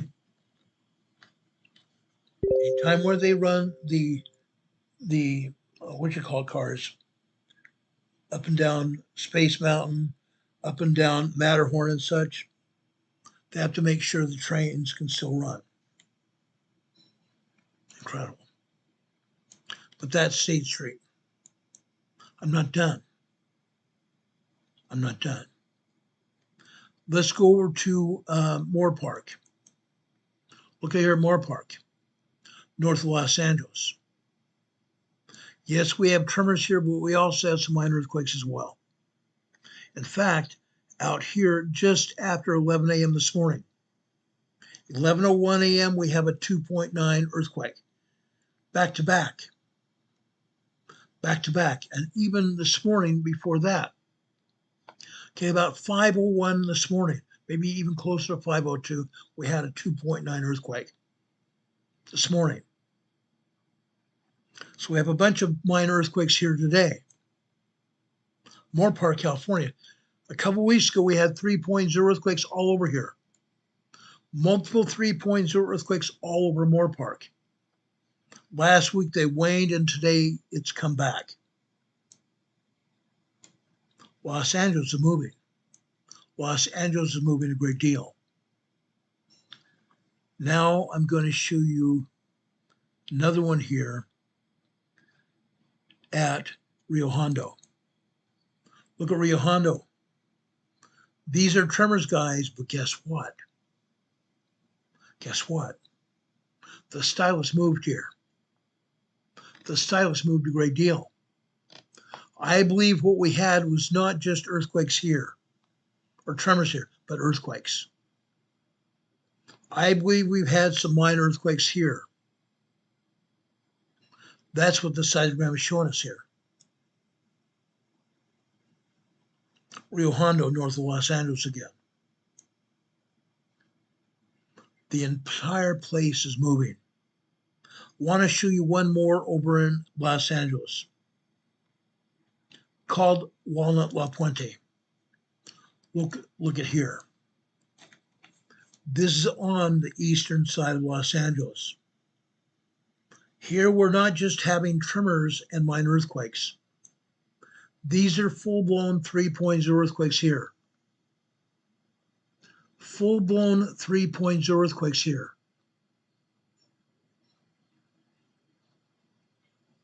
Unreal, huh?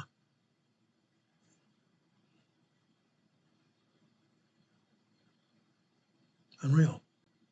3.0, 3.5 earthquakes over here in Walnut La Puente, Los Angeles. You see the tops and the bottoms of these earthquake sequences be cut off? That's because the earthquakes are larger than they want to put here. They don't want to show us exactly what is happening here. We're having 3.0, 3.5, possibly even upwards of 4.0 earthquakes happening here in eastern LA. All over. This is very typical here. Now, I believe these are not the San Andreas Fault. I believe these are actually volcano. Walnut La Puente sits in the caldera of a volcano here. The cities of Walnut and La Puente sit in the caldera of a volcano. On the caldera. The caldera is a hardened lava rock. Hardened from the last eruption from this volcano. Now there are cities out here, and the volcano is moving. As I said before, and I'll say it again, all of the volcanoes that we know about, all of the volcanoes we know about are active, and they are recharging. We were not seeing this activity 10 or 15 years ago. We were not seeing this activity 20 years ago. But we have been seeing this activity for the past 4 years. We have been seeing this activity for the past 3 to 4 years now. It's happening.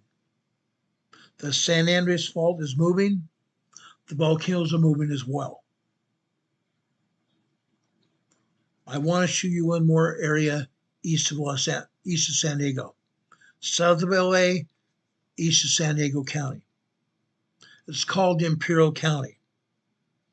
Southern California. Imperial County.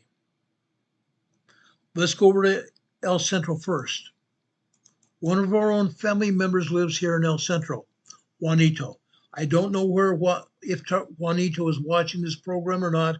Sometimes he is. Sometimes he does not come up on the chat, but he's usually monitoring this channel. Guess what?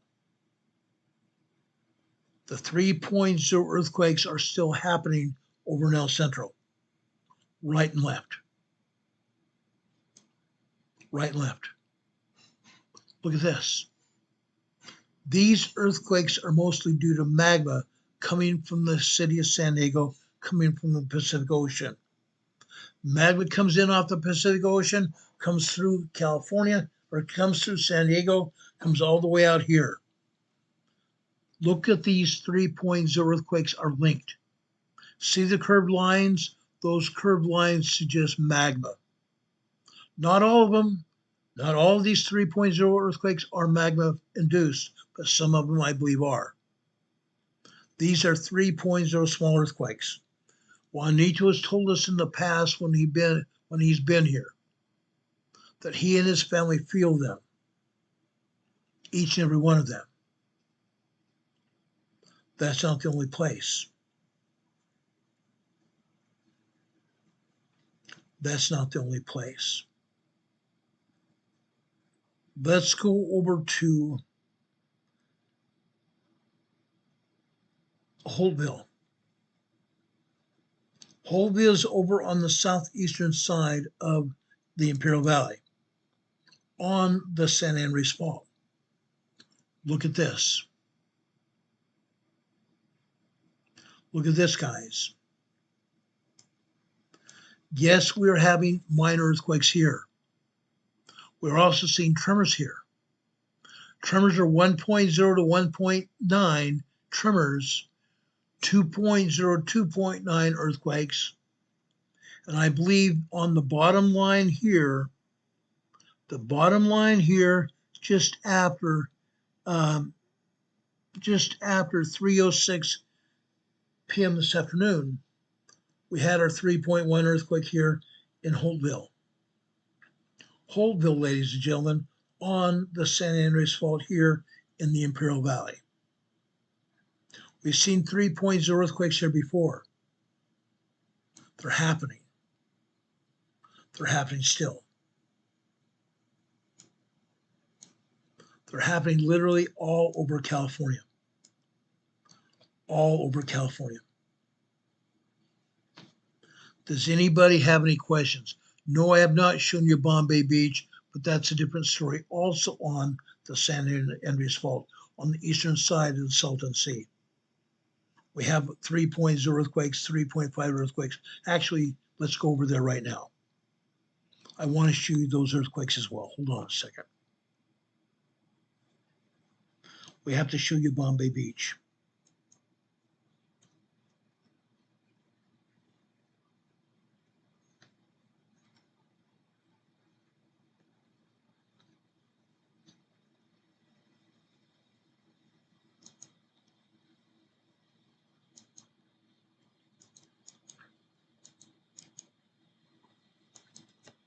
Hold on a second.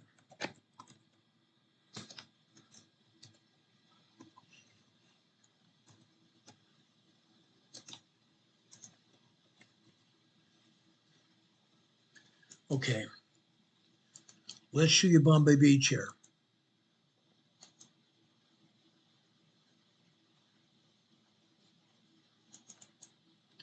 Okay, guys, guess what? Good old Bombay Beach is back. Look at all these earthquakes on the San Andreas Fault on the east side of the Salton Sea. This is normal. Sometimes we have even more earthquakes than this. Okay, again, the top and the bottoms of the sequences have been cut off, meaning these are larger earthquakes than the 3.0s. Incredible. The entire San Andreas Fault is moving. Here at Bombay Beach, it happens all the time. Over at Holtville, it doesn't happen all the time, but you saw it moving today.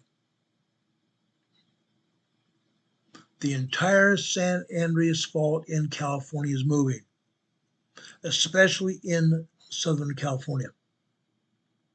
As I said before, and I'll say it again,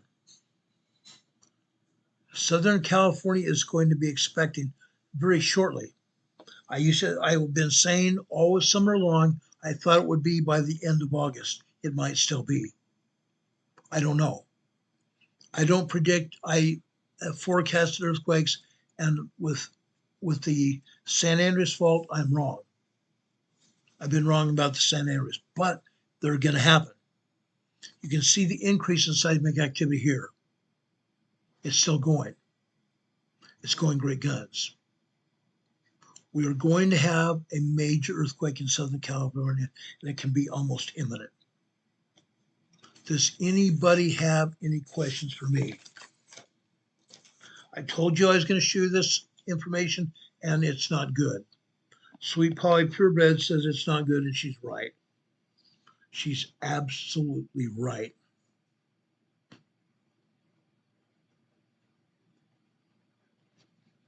She's absolutely right.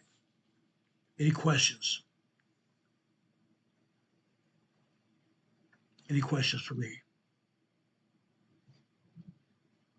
Soul Shaker says we are actually at the end of August. Yes, we are. We have only a few more days. The end of August happens on August 31st. Okay, today's the 28th.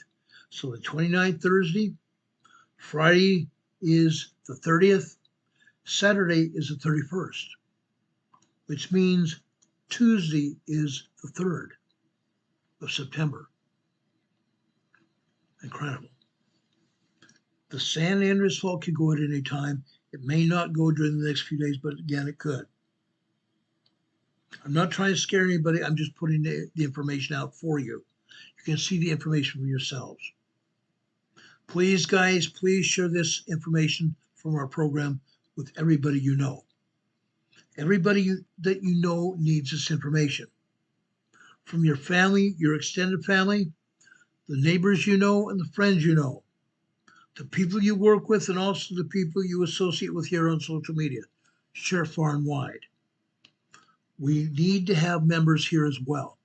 Please, folks, ask your family and ask your friends to come over this channel, watch this channel, and also join this channel as subscribers. Okay, why? We want to save lives. When these major events happen, just like these hurricanes happen, like these tornadoes and these other things happen, we need to get the word out. We want to save lives. That's why we talk about it. That's why we show you this information. Appreciate you. I appreciate you a lot. Now, I want to go over to Thessalonians in the New Testament. I want to go over First Thessalonians chapter 2. I'm going over to verse 4 now. But as we were allowed of God to put in trust with the gospel, even so we speak, not as pleasing to men, but God, which trieth our hearts. God trieth our hearts. We put our trust in God. We rely on God. We pray to God. We talked about prayers earlier. Let's pray for the victims in Minneapolis. Let's pray for their families. Let's pray for our friends. Let's pray for our country. And let's pray for our leaders. Let's pray for everyone. Let's pray that our countries heal. I'm saying plural countries. It's not just the United States, it's countries around the world. Everyone needs to heal. We need to come together as families. We need to come together as saints under Christ. Christians are being persecuted throughout the world. We need to come together. We need to come together now. No, I did not talk about Kilauea tonight. Kilauea is erupting. Huge fountains, 100+ foot fountains up in the air. And you can plainly see them. You don't have to be far away at all. You can plainly see the lava fountains at Kilauea. They're beautiful. Maybe tomorrow night I'll show you those fountains. Does anybody have any questions for me? Kathy Payne says Montana is moving. Yes, Montana is also moving. We've had some earthquakes. And we've had some tremors as well. Please, please don't think that Yellowstone is going to erupt. Yellowstone is not going to erupt. The earthquakes you're seeing in Montana are over at Hebgen Lake. Hebgen Lake Estates earthquake fault is moving. Hebgen Lake's earthquake fault is moving. There is only one tremor over in Yellowstone. It's on the north side of Yellowstone Lake. One tremor on the north side of Yellowstone Lake, and that's all. Yellowstone is not going to erupt at all anytime soon. Yes, it could surprise us, but there is no evidence that Yellowstone volcano is going to erupt.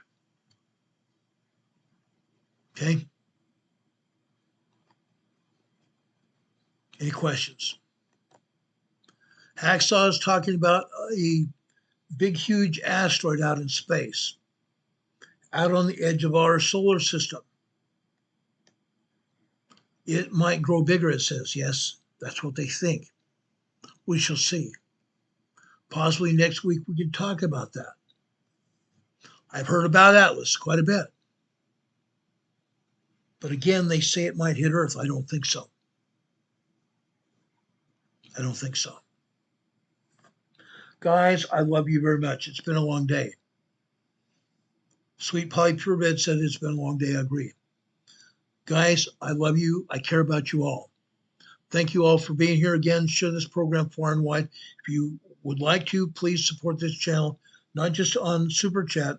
And we want to thank Polly Purebed for helping us today, but also here on our channel here in our PayPal. We need that. We need it. And we'd like you to help us pay for this program to keep it on the air.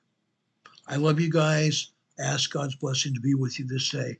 And God also needs to hear our prayers about the people in LA and also over in Minneapolis. God bless you. God be with you until we meet again. We'll see you on the other side. Good night, everybody. Much love. Talk to you soon.